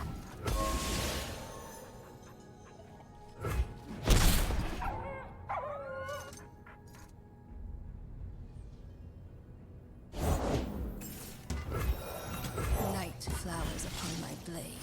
I think Twisted Fate can beat this. Especially with them having this on their bench as well. Like, double landmarks are not free. The limited bench space is a big deal. Pale Cascade's one card late there, but...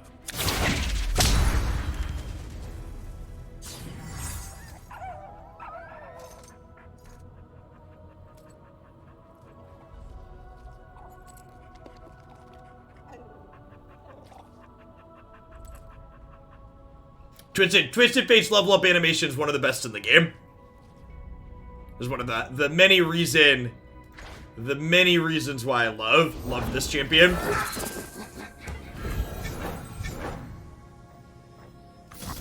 Definitely gemming up our elusive here. Of our divine patron.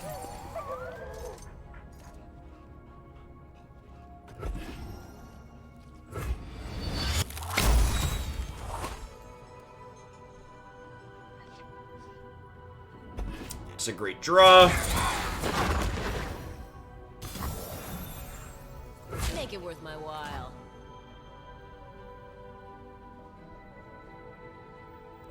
Wait a minute.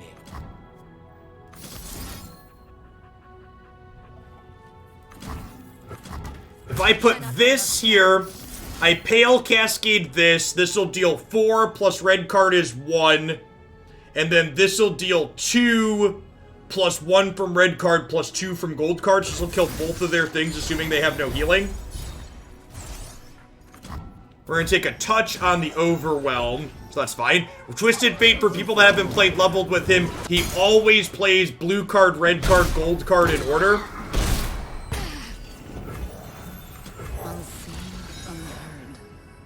So you have predictability there with what he's going to do.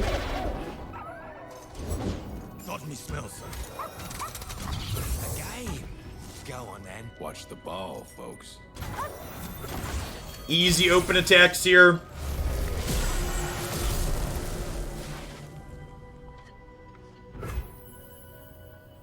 Looks like trouble. Found you.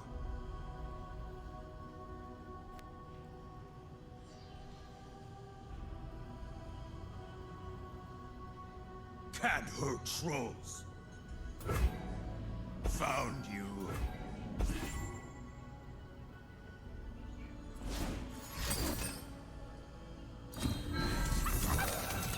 Hush, little baby, don't say a word. Twisted Fate's gonna put you in a box. Tilted, thanks for the raid. Hope you had a wonderful stream today. And this is fleeting, so we might as well do this. The Sunny Dragons deck feels real good. I agree. One of my favorites.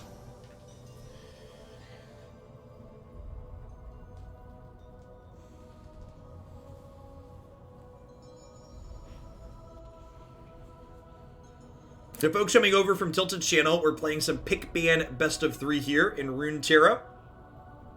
We're in game 3 of this match. If we win this game, we'll be two wins into our gauntlet.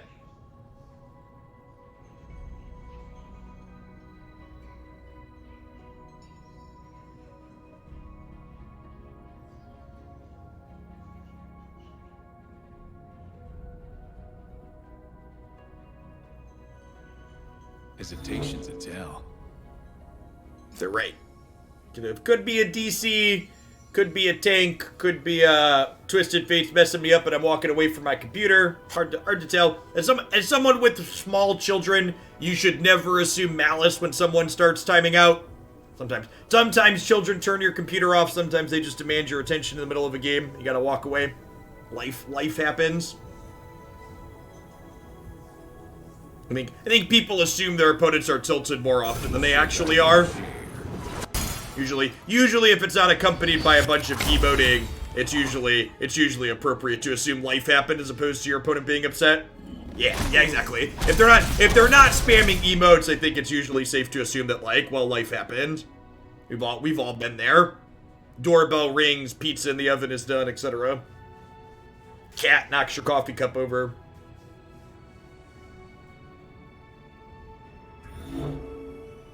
Yeah, it looks like the opponent is unfortunately AFK for whatever the reason might be. Thanks everybody for bringing it out today, by the way. Up to almost 600 people. That's awesome.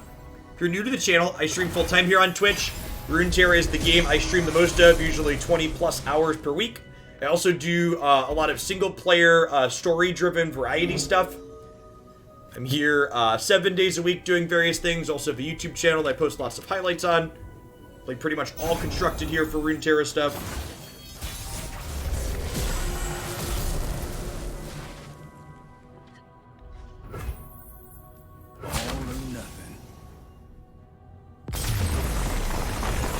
Alright, sweet. Well, we're 2 wins into this gauntlet. Outplayed. See if we can get our third 4-0 run.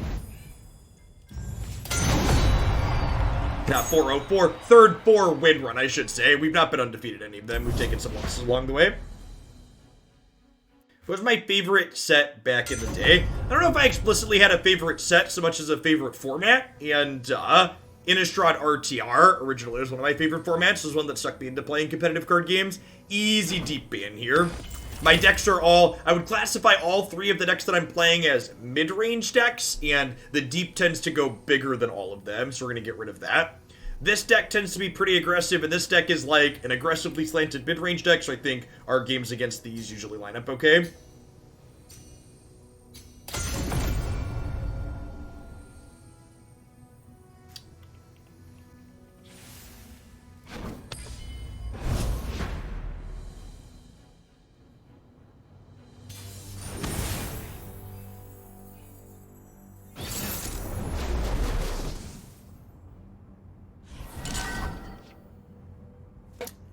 So, Nocturne Diana, I'm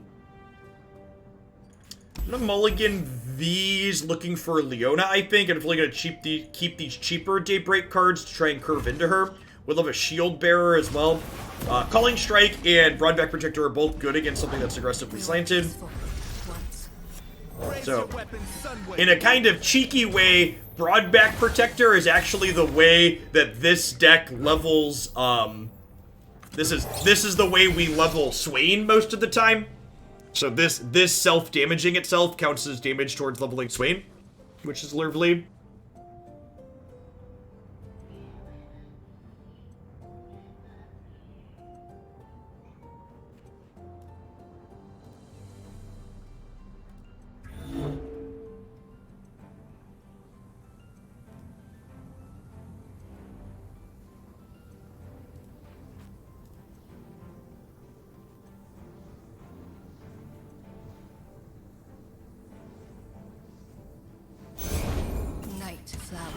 For people that are new to the channel, I previously streamed Magic full-time here on Twitch, so we'll frequently have people ask questions about that, even if I'm not playing anymore.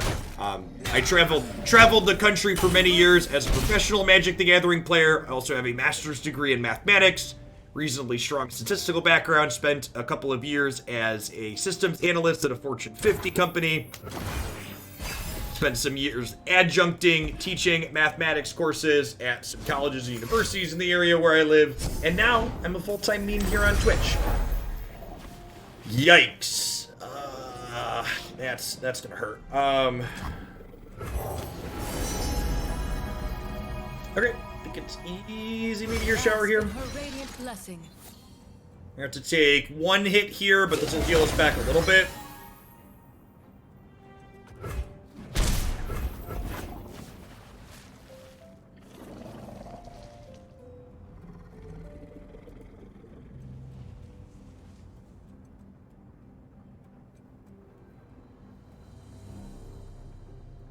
Rasmussen, thanks for the follow. I appreciate it. Is it easier to teach math in a classroom or the average Twitch chatter how to be a decent human? Everyone here? Let's go. Ooh.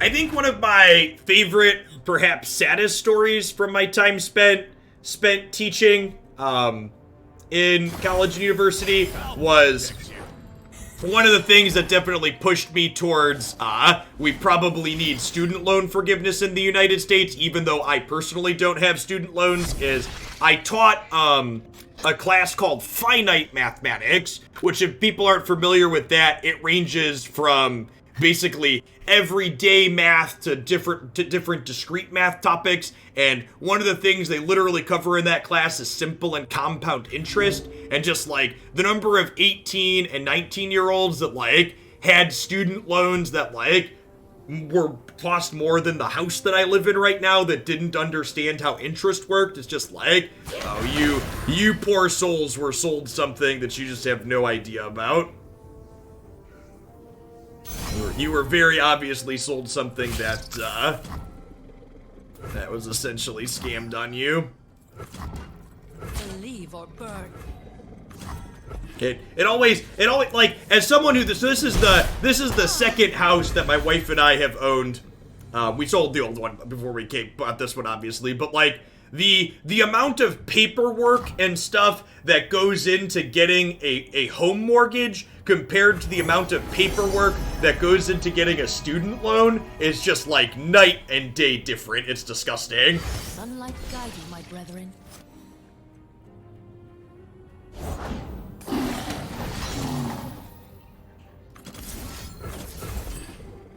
Yeah, and it's not only the financial literacy too, right? Multiple zeros, you also have like, you have all these kids that not only do they not have financial literacy, but like from the start of high school, they have it drilled into their head that like, you're only successful if you go to college. You're a failure if you don't get a 4-year degree. And they hear that constantly over and over and over again, and that pressures them into making decisions that they're not equipped to make. Stand back. The light of my star warms the heavens. I definitely think in this particular matchup, role assessment's very important in most matchups in Runeterra. Our deck is the control deck in this matchup, so as the game goes long, we are more and more favored to win. I think obviously not impossible for the opponent, but I think the more turns we get to, the more likely our Leviathan deck is to win. Ours is the one true light. So basically, extending the game as much as possible is something we're interested in doing.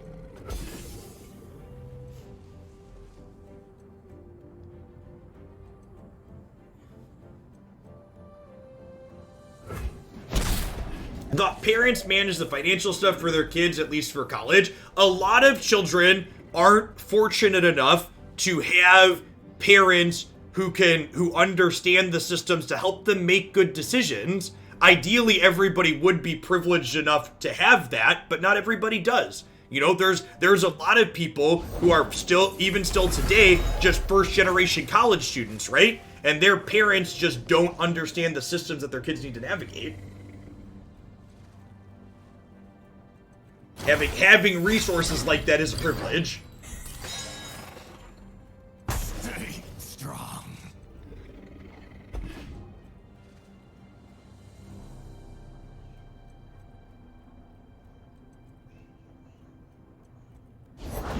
Bless the faithful and sear the I think this is an easy Solari shield bearer to start here, huh?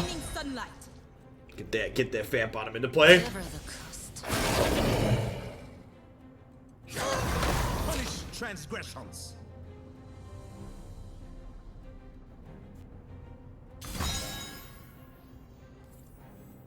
Oh, heretic! I bow to no one.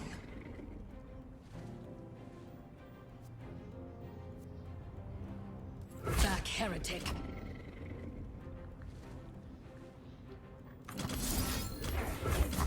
We'll do this. We go to 16. This seems good for us. Means they don't get a gem from this goat either. I'd rather do this than Culling Strike, because Culling Strike gets savaged by Pale Cascade.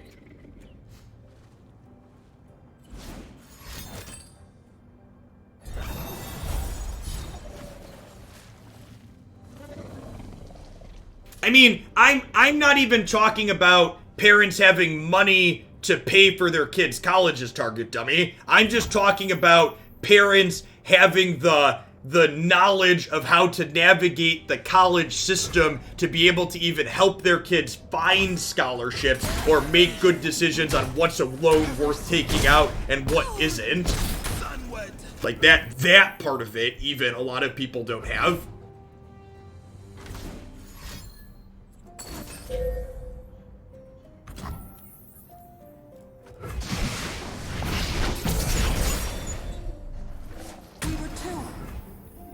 Like, take my life, for example. I went to a community college, and then I went to a 4-year university that I transferred into, and I had a scholarship for that, and I worked 40 to 60 hours a week while doing all of that. But I probably wouldn't have ended up doing those things if I didn't have adults in my life that said, hey, Jeff, you should go to the community college to start because it makes sense.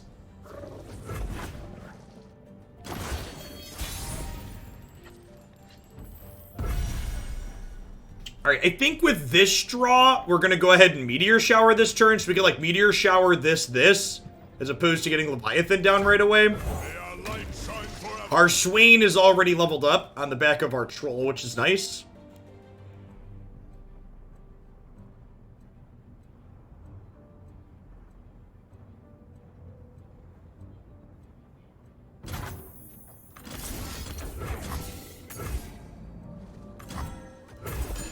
Hey, Bear Squad, thanks for the Prime support. There's a lot of great people making a lot of great stuff on Twitch right now. Thanks for shipping your Bezo bucks this way this month and keeping me employed.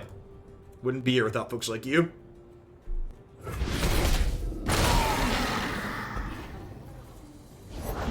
Raise your weapon, Sunwood. Yeah, it's just like one of those kind of natural capitalism things, right? They turned something that shouldn't be a for-profit into a how do we make this as profitable as possible. They forced us to choose death or the blade.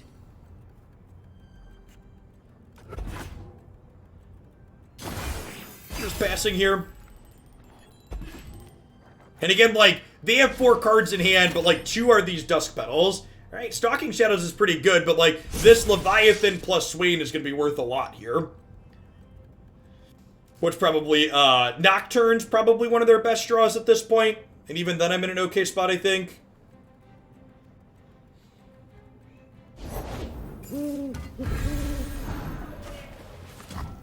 Prepare the cargo!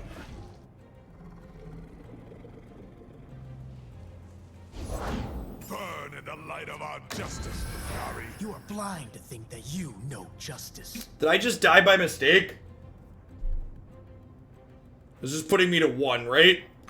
Faith demands discipline and conviction. If only your compassion rivaled your faith. So we're dead to the deal 1, right? And that was a generated card? It was not. It was not a generated card.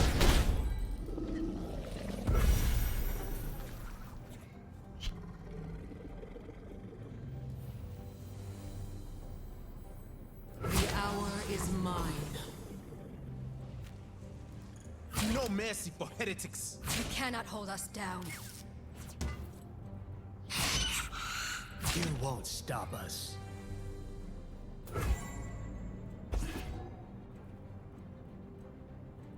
Yeah, Subpar Nova, that's because, like, things like education being affordable and accessible, and, like, healthcare being accessible, those shouldn't be left-right issues, right? Those are just, like, human issues. It's just, like, the right-leaning party in the United States is just so far off the rails that they've become left-right issues. Yeah. Like, the idea that, like, you shouldn't go broke if you get sick shouldn't be, it should just be a human issue.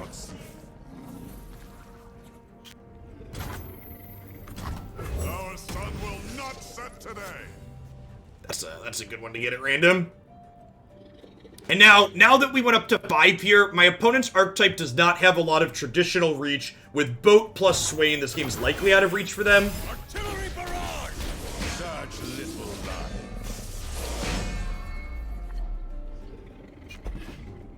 life. Quite the stunning turn we've put together here. To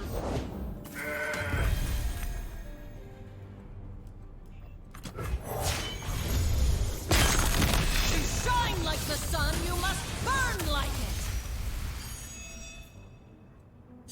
First blood.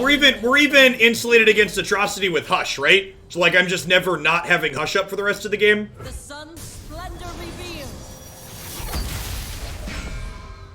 How do the gauntlets work? So you submit 3 decks that don't have overlapping champions or the exact same region combinations, and then you each ban one of your opponent's decks, then you have to win a game with both of your remaining decks.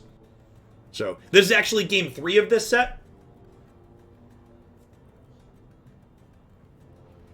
I mean, to be fair, the garbage time is only going to last 2 turns, right? It's like this turn plus next turn.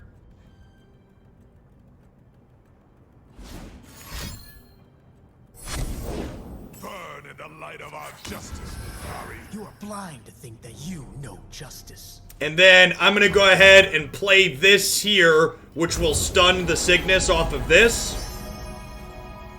So that way we can save the Hush to beat an atrocity.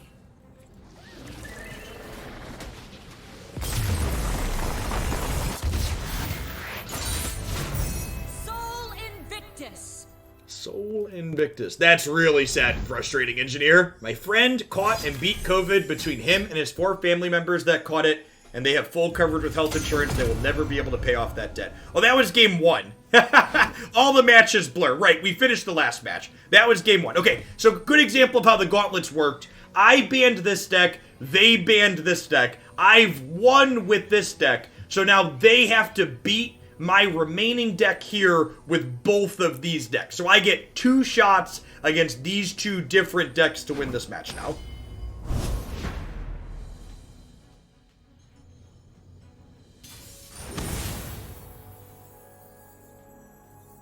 You know what's funny, Dirty Digits, is like MTG Goldfish and Saffron Olive, they're in a position to be able to change Arena more than any individual person. If someone like Seth just put his money where his mouth was, and like, even if he just only made Magic Online content and just stopped doing Arena stuff, but as long as people like Seth and all of the other people keep pouring money into it, it'll never get better. I think I'm into both Twisted Fates here. I think I'm gonna mulligan the Guiding Touch, looking for a Nightfall Enabler for this. Or another cheap play, that's fine.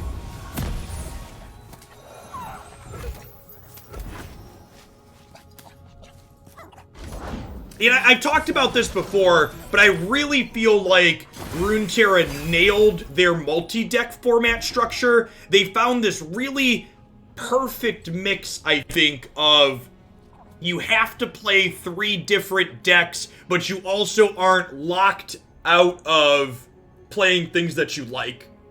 Like, if you want to play a triple Target lineup or a triple Demacia lineup, you can.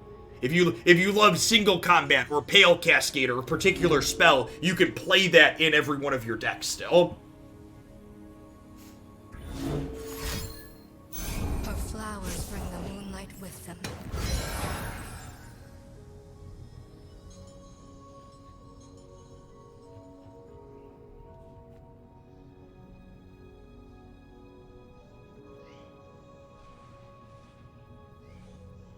To be fair, there have been some lineups we've played where the opponent always bans the same deck, but you are definitely right that that's the exception more than the rule. I deal in coins and carnage. So this makes this vulnerable permanently, so we'll be able to hook that down. This gets in front of here, which is nice.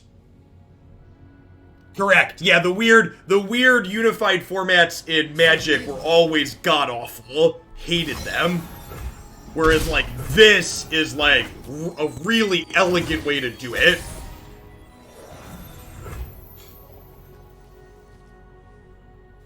I just played against someone that had 3 different Harring decks. Sure, yeah, that's a great example.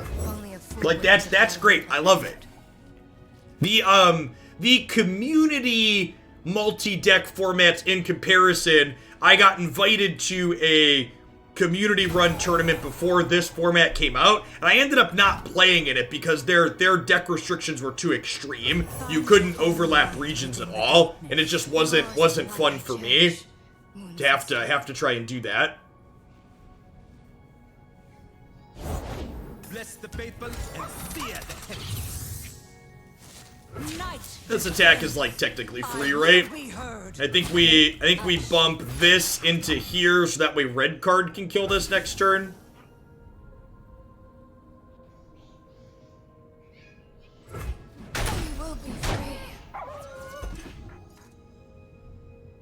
Yeah, I've looked at some recent modern deck list engineer, and the format's just unrecognizable. It's just like Uros and Tefris and Field of the Deads all the way down. The modern format I used to love playing just doesn't exist anymore.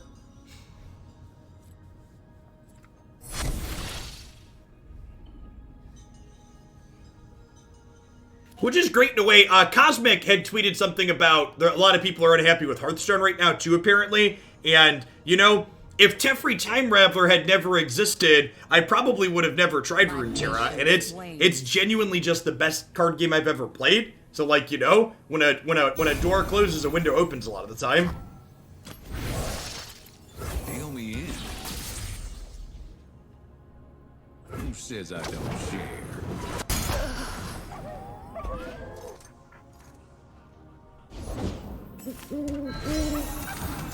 Oh yeah, hit me with that 4-1, daddy.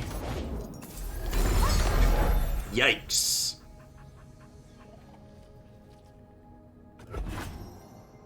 Devotion to battle. You cannot hold us down. Sunward. You can watch me try Slay the Spire on YouTube. I've done a past stream with it. The TLDR though is that I'm not a huge fan of Slay the Spire specifically. If I'm gonna play a roguelite, I definitely prefer something like Griftlands that has a story-driven narrative to it. In order for a single-player game to really grab and keep my attention, it needs to be voice-acted and have a good story. Is generally what I need. If it's just mechanically a card game, I don't find it interesting enough. Face your heretic.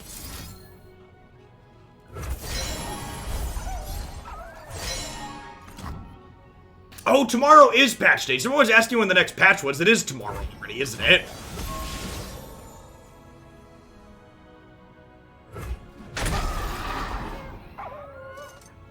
I know a ton of people love Slay the Spire, though. If you're someone that wants it just for card game mechanics, there's a lot of people that like the mechanics of the actual card game gameplay in Slay the Spire, but it's just like, just mechanics don't do enough for me.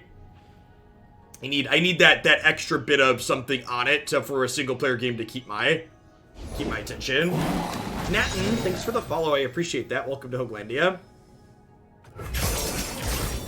Thursday is the Thanksgiving stream. Thursday late morning, early afternoon, Christy and I will be cooking on stream.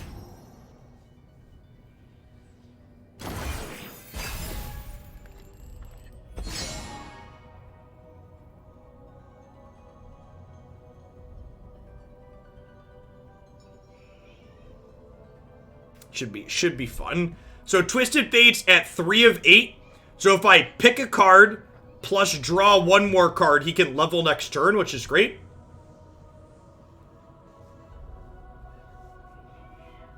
Which child is safety supervisor? Definitely Haley. Hesitation's a tell.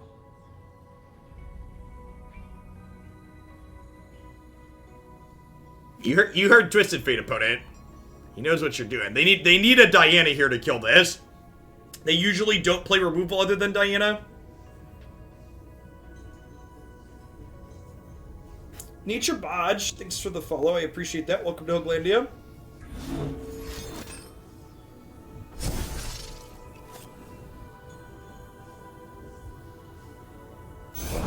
Unseen, unheard.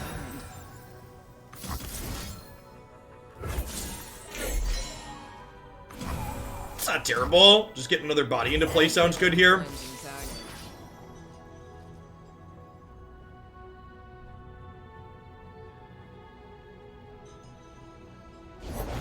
He does, because he doesn't draw cards until the start of the next turn. So Hush goes away at end of turn, and then he'll level up. I guess I technically shouldn't show them that this is leveling yet. They're guaranteed to attack here.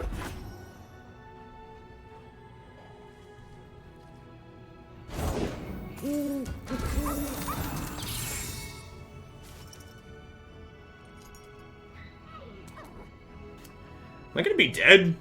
I think I might not be able to pick a card here, huh? I might need to Guiding Touch plus Pale Cascade. They have an Ephemeral Doom Beast in hand here too, so I need to end the turn above 2.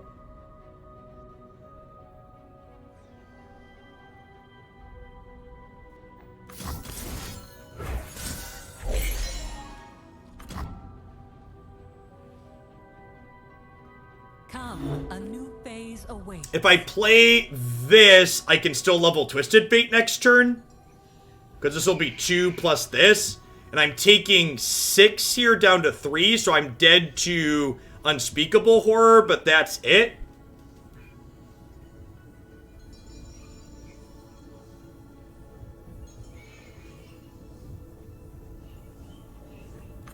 Game. Go on then. I think I just leave myself dead to Unspeakable Horror. I think we're gonna be dead to Atrocity no matter how we cut it. So it could be right to leave up Hush / Pale Cascade here though for sure.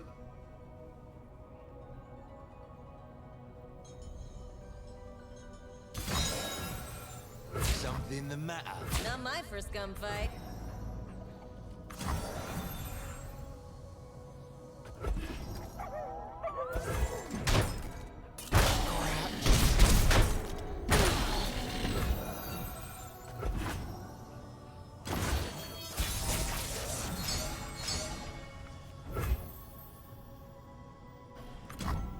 The game. Go on then. So my third Guiding Touch is my best draw here.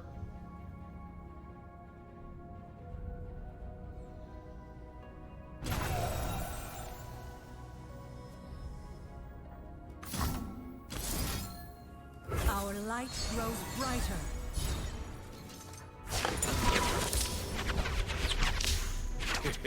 I guess you can win them all. Don't speak too soon, Twisted Fate.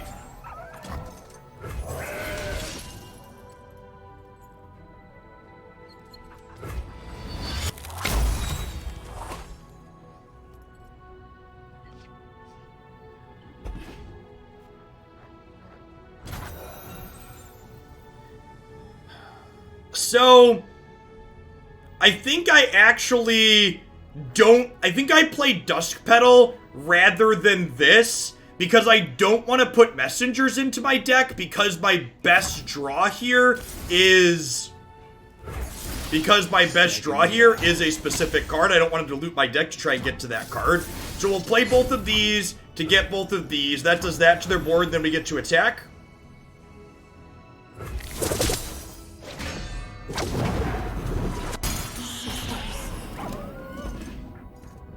So I assume they drew Atrocity here then? Because that's how these games work. I I assume they're not conceding yet because they have a lot of draws, so I assume that shit means they killed us.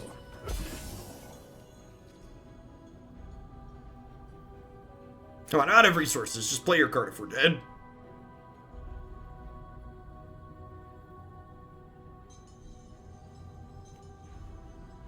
The guilty will bend.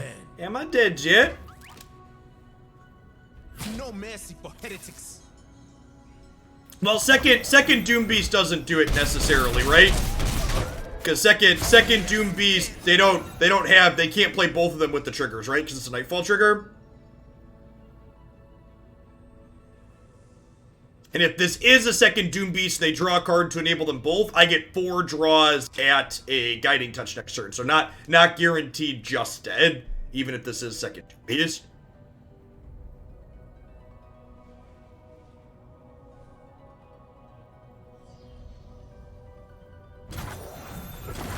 Definitely BMing.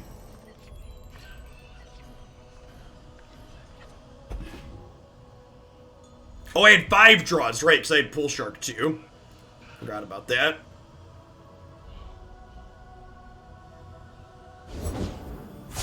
The moon is our queen, the night her kingdom.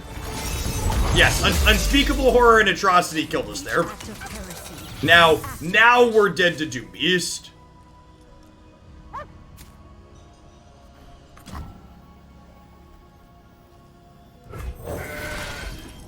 Oh, I guess I get 2 more draws here, right? I have Pale Cascade plus this. So we have two shots, one in 10 to find Guiding Touch here.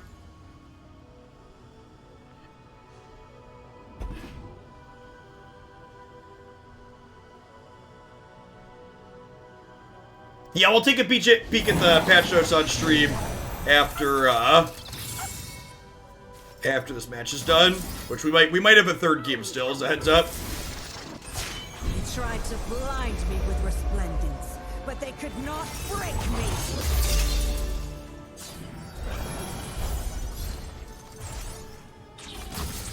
Look, Ma, I got a redraw.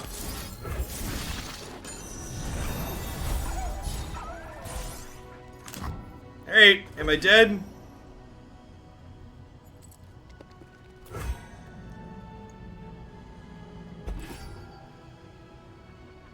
All that glitters.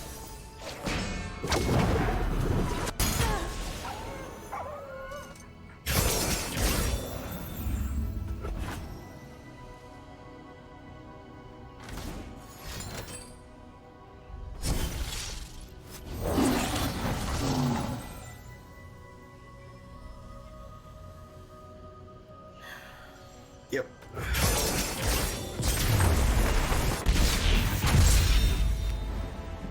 The Lunari will not live in peace.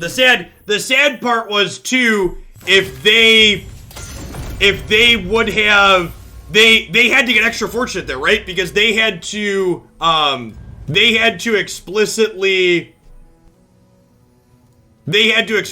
draw something that prevented Gold Card from killing. No, that's not true, right? No, because it's a burst. Never mind, I'm wrong. Because that card's a burst spell.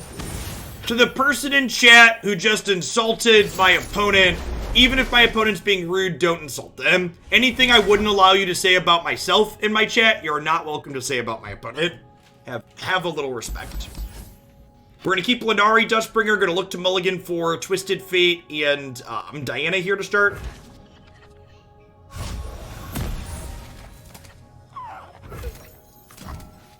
We were peaceful.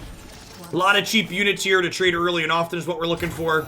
Lunari. Hoping to dodge Fleet Feather Tracker into Barrier Dork. I think this matchup's probably hard for us. I think we were more likely to beat the Nightfall deck, so a little bit unfortunate that we ended up breaking off there. Close game. I'll write my own story.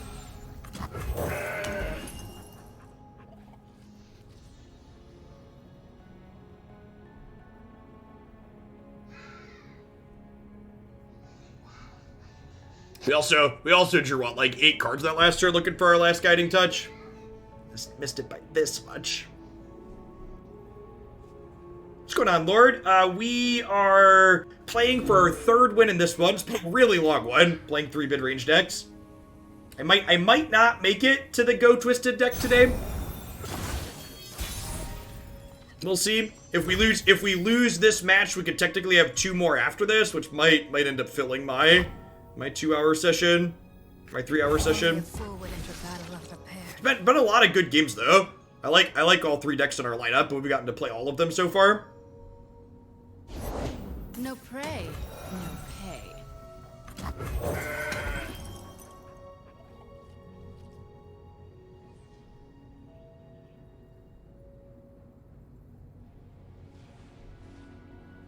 I have not played Mono Target. We didn't start the order, no.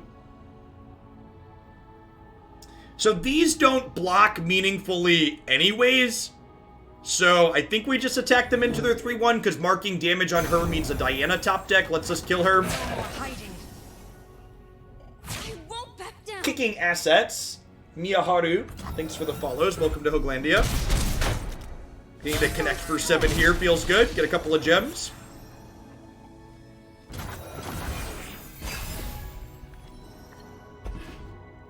Twisted Fate's great. Yeah, if they blocked with her Twisted Fate, also would have let us kill her.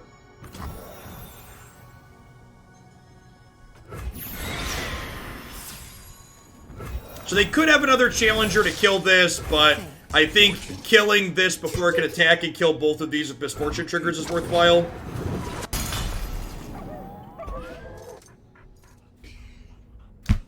You have to have maxed out Prime Glories due to the time limit. It's just impossible to know. These decks, my choice. These are 3 decks that I picked out, Sether. But it is worth noting this is like my 3rd Gauntlet, so I just picked 3 decks that I like. The first Gauntlet that we played the other day was my 3 decks playing for Prime Glory. If that's what you're asking for. What decks would I play playing for Prime Glory? Our hand's pretty mediocre at the moment. Alright, pump this up so I can hush you. Just trade? Sure. They have a Quinn here, we're probably going to be in some trouble. I ought to show you the sights of Bilgewater. The sights are fine. The smells, on the other hand.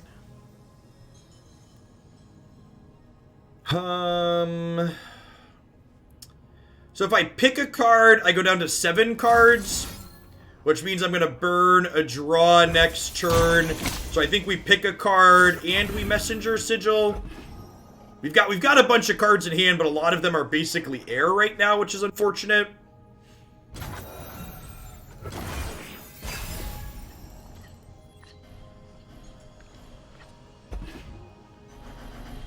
And this has a free challenge into this, which is unfortunate as well. Misfortune, now, one thing we can be thankful for is Misfortune here is not ready to level this turn, so we've got that going for us.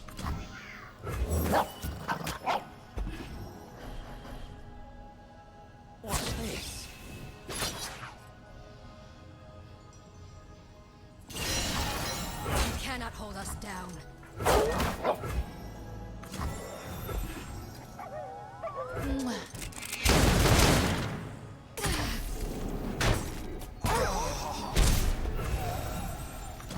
Success gets noticed around here. So this'll trade with Valor. We're gonna take 9 down to 7. Yeah, not looking too good for our hero here. We might be able to steal with this. Lunari into this is technically lethal, right? Because we have 3 other gems here already. So we need to dodge Sharp Sight single combat. There's a lot to dodge though. They play a lot of those cards. Usually a full 3 ball of each. They're 10 cards into their deck at this point and have not played either. Have to play this out proactively because it was fleeting. We technically have lethal rolled up. We have Hearthstone lethal. If they have no interaction and they have no interaction, they are dead. Bastion would have been the single best draw in our deck. Bastion would have guaranteed. Wouldn't dub. They could still Sharp Sight. All right, so I need this plus 4, so that's 5 total, so I can play Messenger to start and still potentially kill them.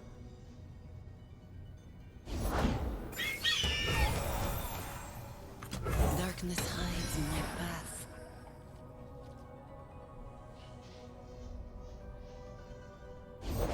For silver I talk, for gold I feast it. Opening on attacks doesn't play around anything, Lambton.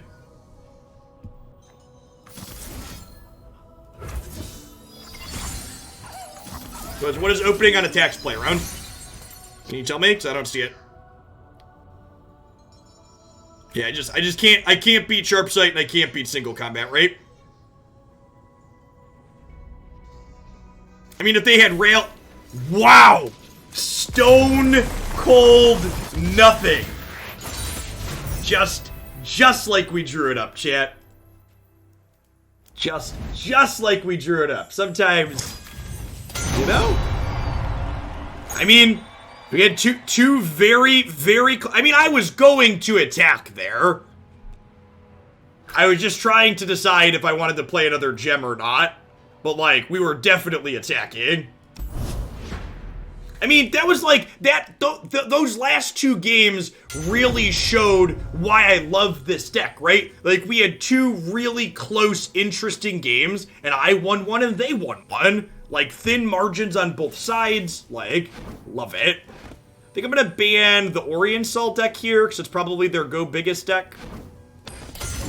I'm playing 3 mid-range decks. And sweet, yeah, just people banning, like, and this is what I love. I always feel like my lineup is well balanced when I have different decks banned almost every set. So we got to play every deck at least twice in this gauntlet, which makes me happy.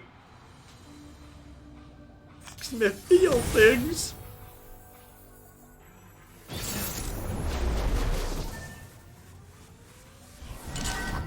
Oh, yeah, well, look at, I'll pull the patch notes up on stream after the gauntlet. Sorry, I was gonna do it in between, but I've already clicked it now. Apologies.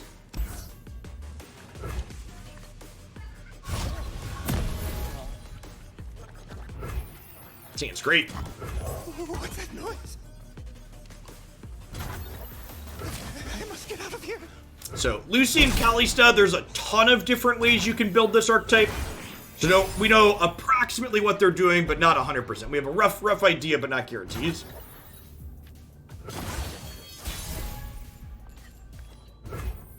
Don't blink, or you'll miss me.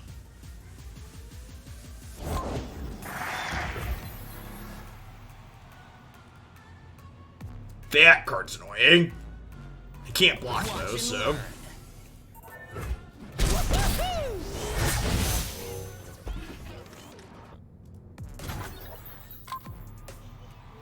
So, I actually think keeping the spell mana here is more beneficial than doming them for 2.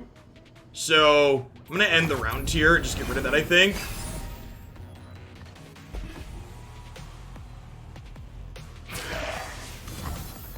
So, Undying, for people not familiar with this card, when it dies, it comes back bigger.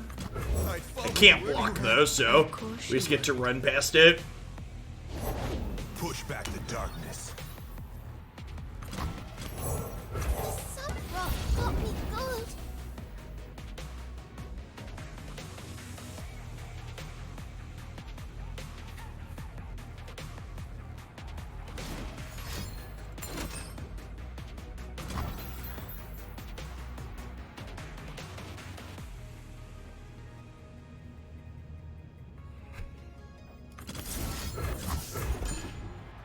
I think I want to keep my 2-1. This is gonna die either way here. Sure. I think we're the beatdown. I think with the Undying we're the beatdown here.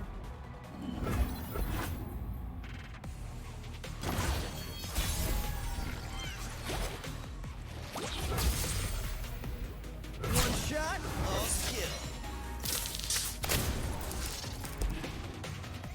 Go ahead. Scare me. Ooh, that's gotta hurt.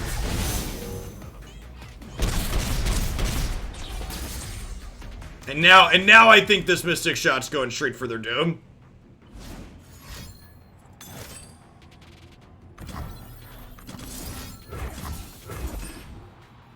And next turn we can progress Dame. Sure. This does not appear to be a game where we're gonna level Ezreal.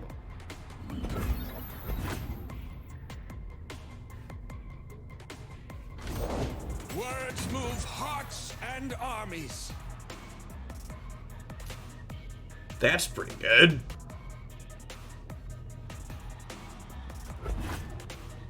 Be strong. These are dark times.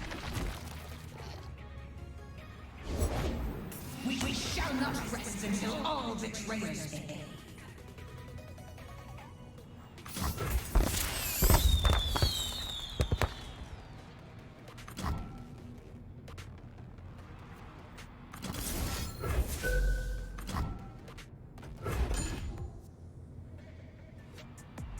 Get to gain one here.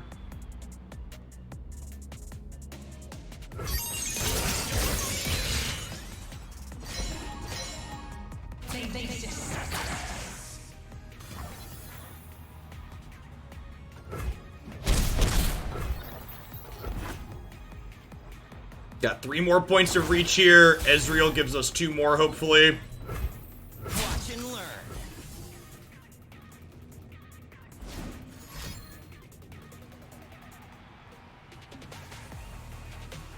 Our word is our bond. We have Vengeance here for Ezreal, maybe?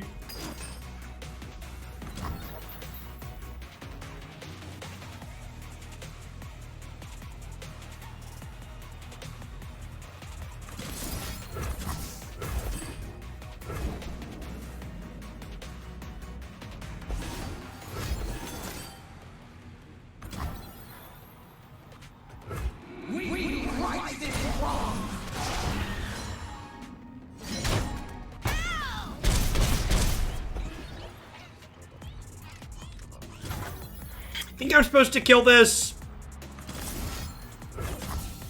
Gets bigger otherwise.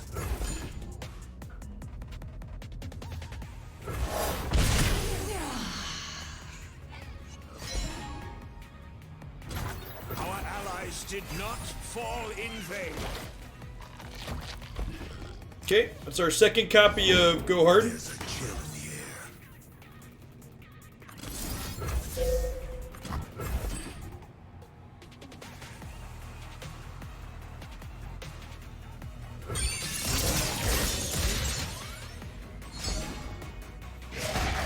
This is mercy. Get me out of here.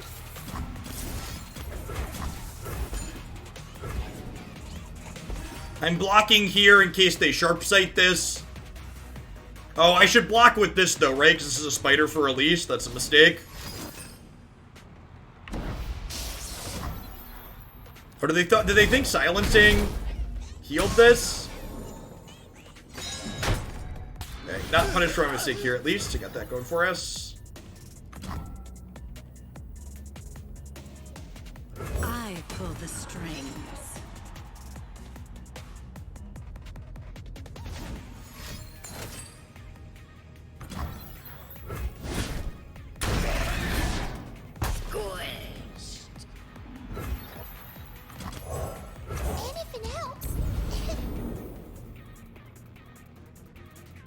Alright, well, we're definitely opening on attacks, so... Thankfully, I have, like, an endless supply of chump blockers for this, which is great. Who will stand with us?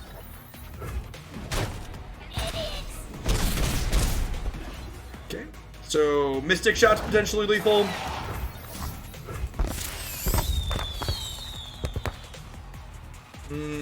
When your progress days, draw progress days, shit.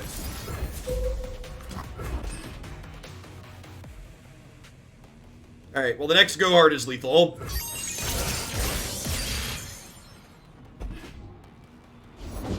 By the strength of our convictions.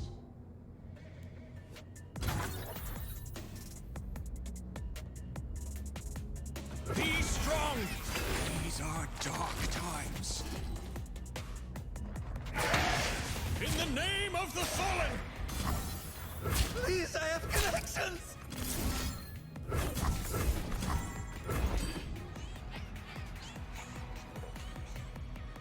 So you get what? 5, 6, 7 draws at Pack Your Bags.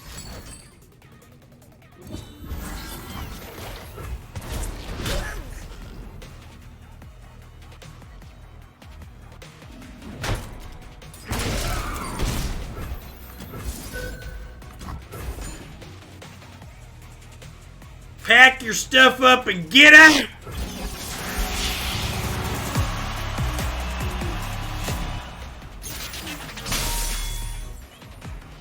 I mean, we were an incredible favorite to find Pack Your Bags there. Incredibly likely to find our card. And now again, for people that are new to the format or just joining the stream, this is best of 3. So I could no longer play this deck because we won with it. I can't play this deck because they banned it. So now both of their decks have to beat my Leona Swain Oriental deck.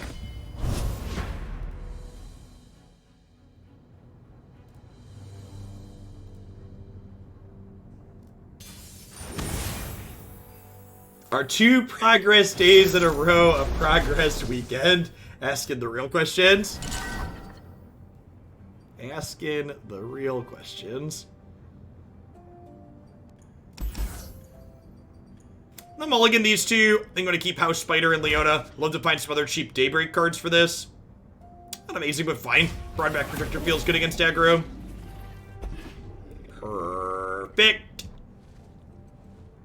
So, we get to go Solari Soldier into House Spider. This could end up being another game where we end up being the beatdown if they find the Undying early. And thankfully, the way our hands are lined up here, we're going to be in a good spot to be the beatdown. The old attack for 5 on turn 2 in my sometimes controlling deck. The range of roll assessment that this deck that we're playing right now could have is really satisfying as a player. Love it. This is mercy. No block. Raise your weapon, Sunwood.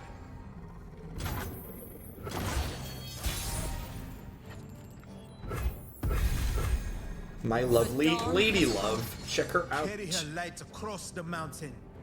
Leona. She's lovely, chap. The light, it's blinding. Yep. You've spent 7 mana to kill my 4-drop that tempoed your 2-drop. Good chat. Get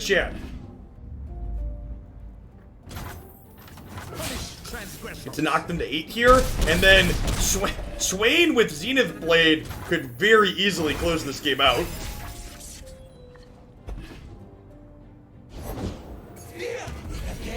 We have gas.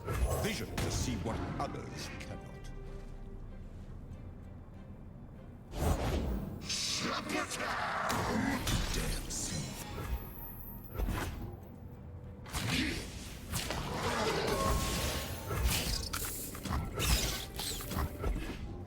Right, if they have second vengeance, we're gonna have a game here. If they don't have second vengeance, the Swain's gonna murder them.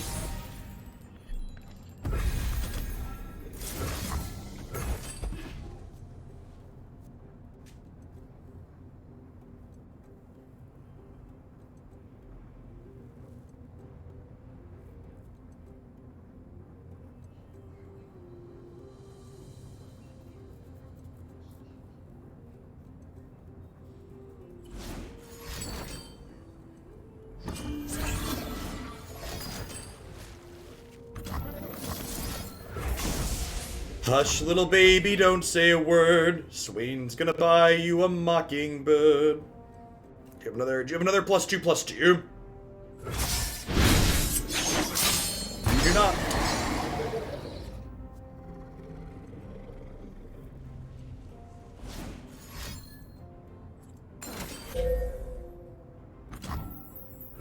They have, like, go hard into Grasp here? Witness strength. Go ahead. Scare me. Still dead. Such little life. Swain plus Overwhelm, chat. Leona Swain.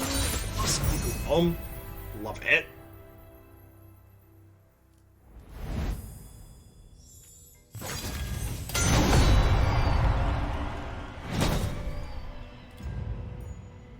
You know, I might have to throw...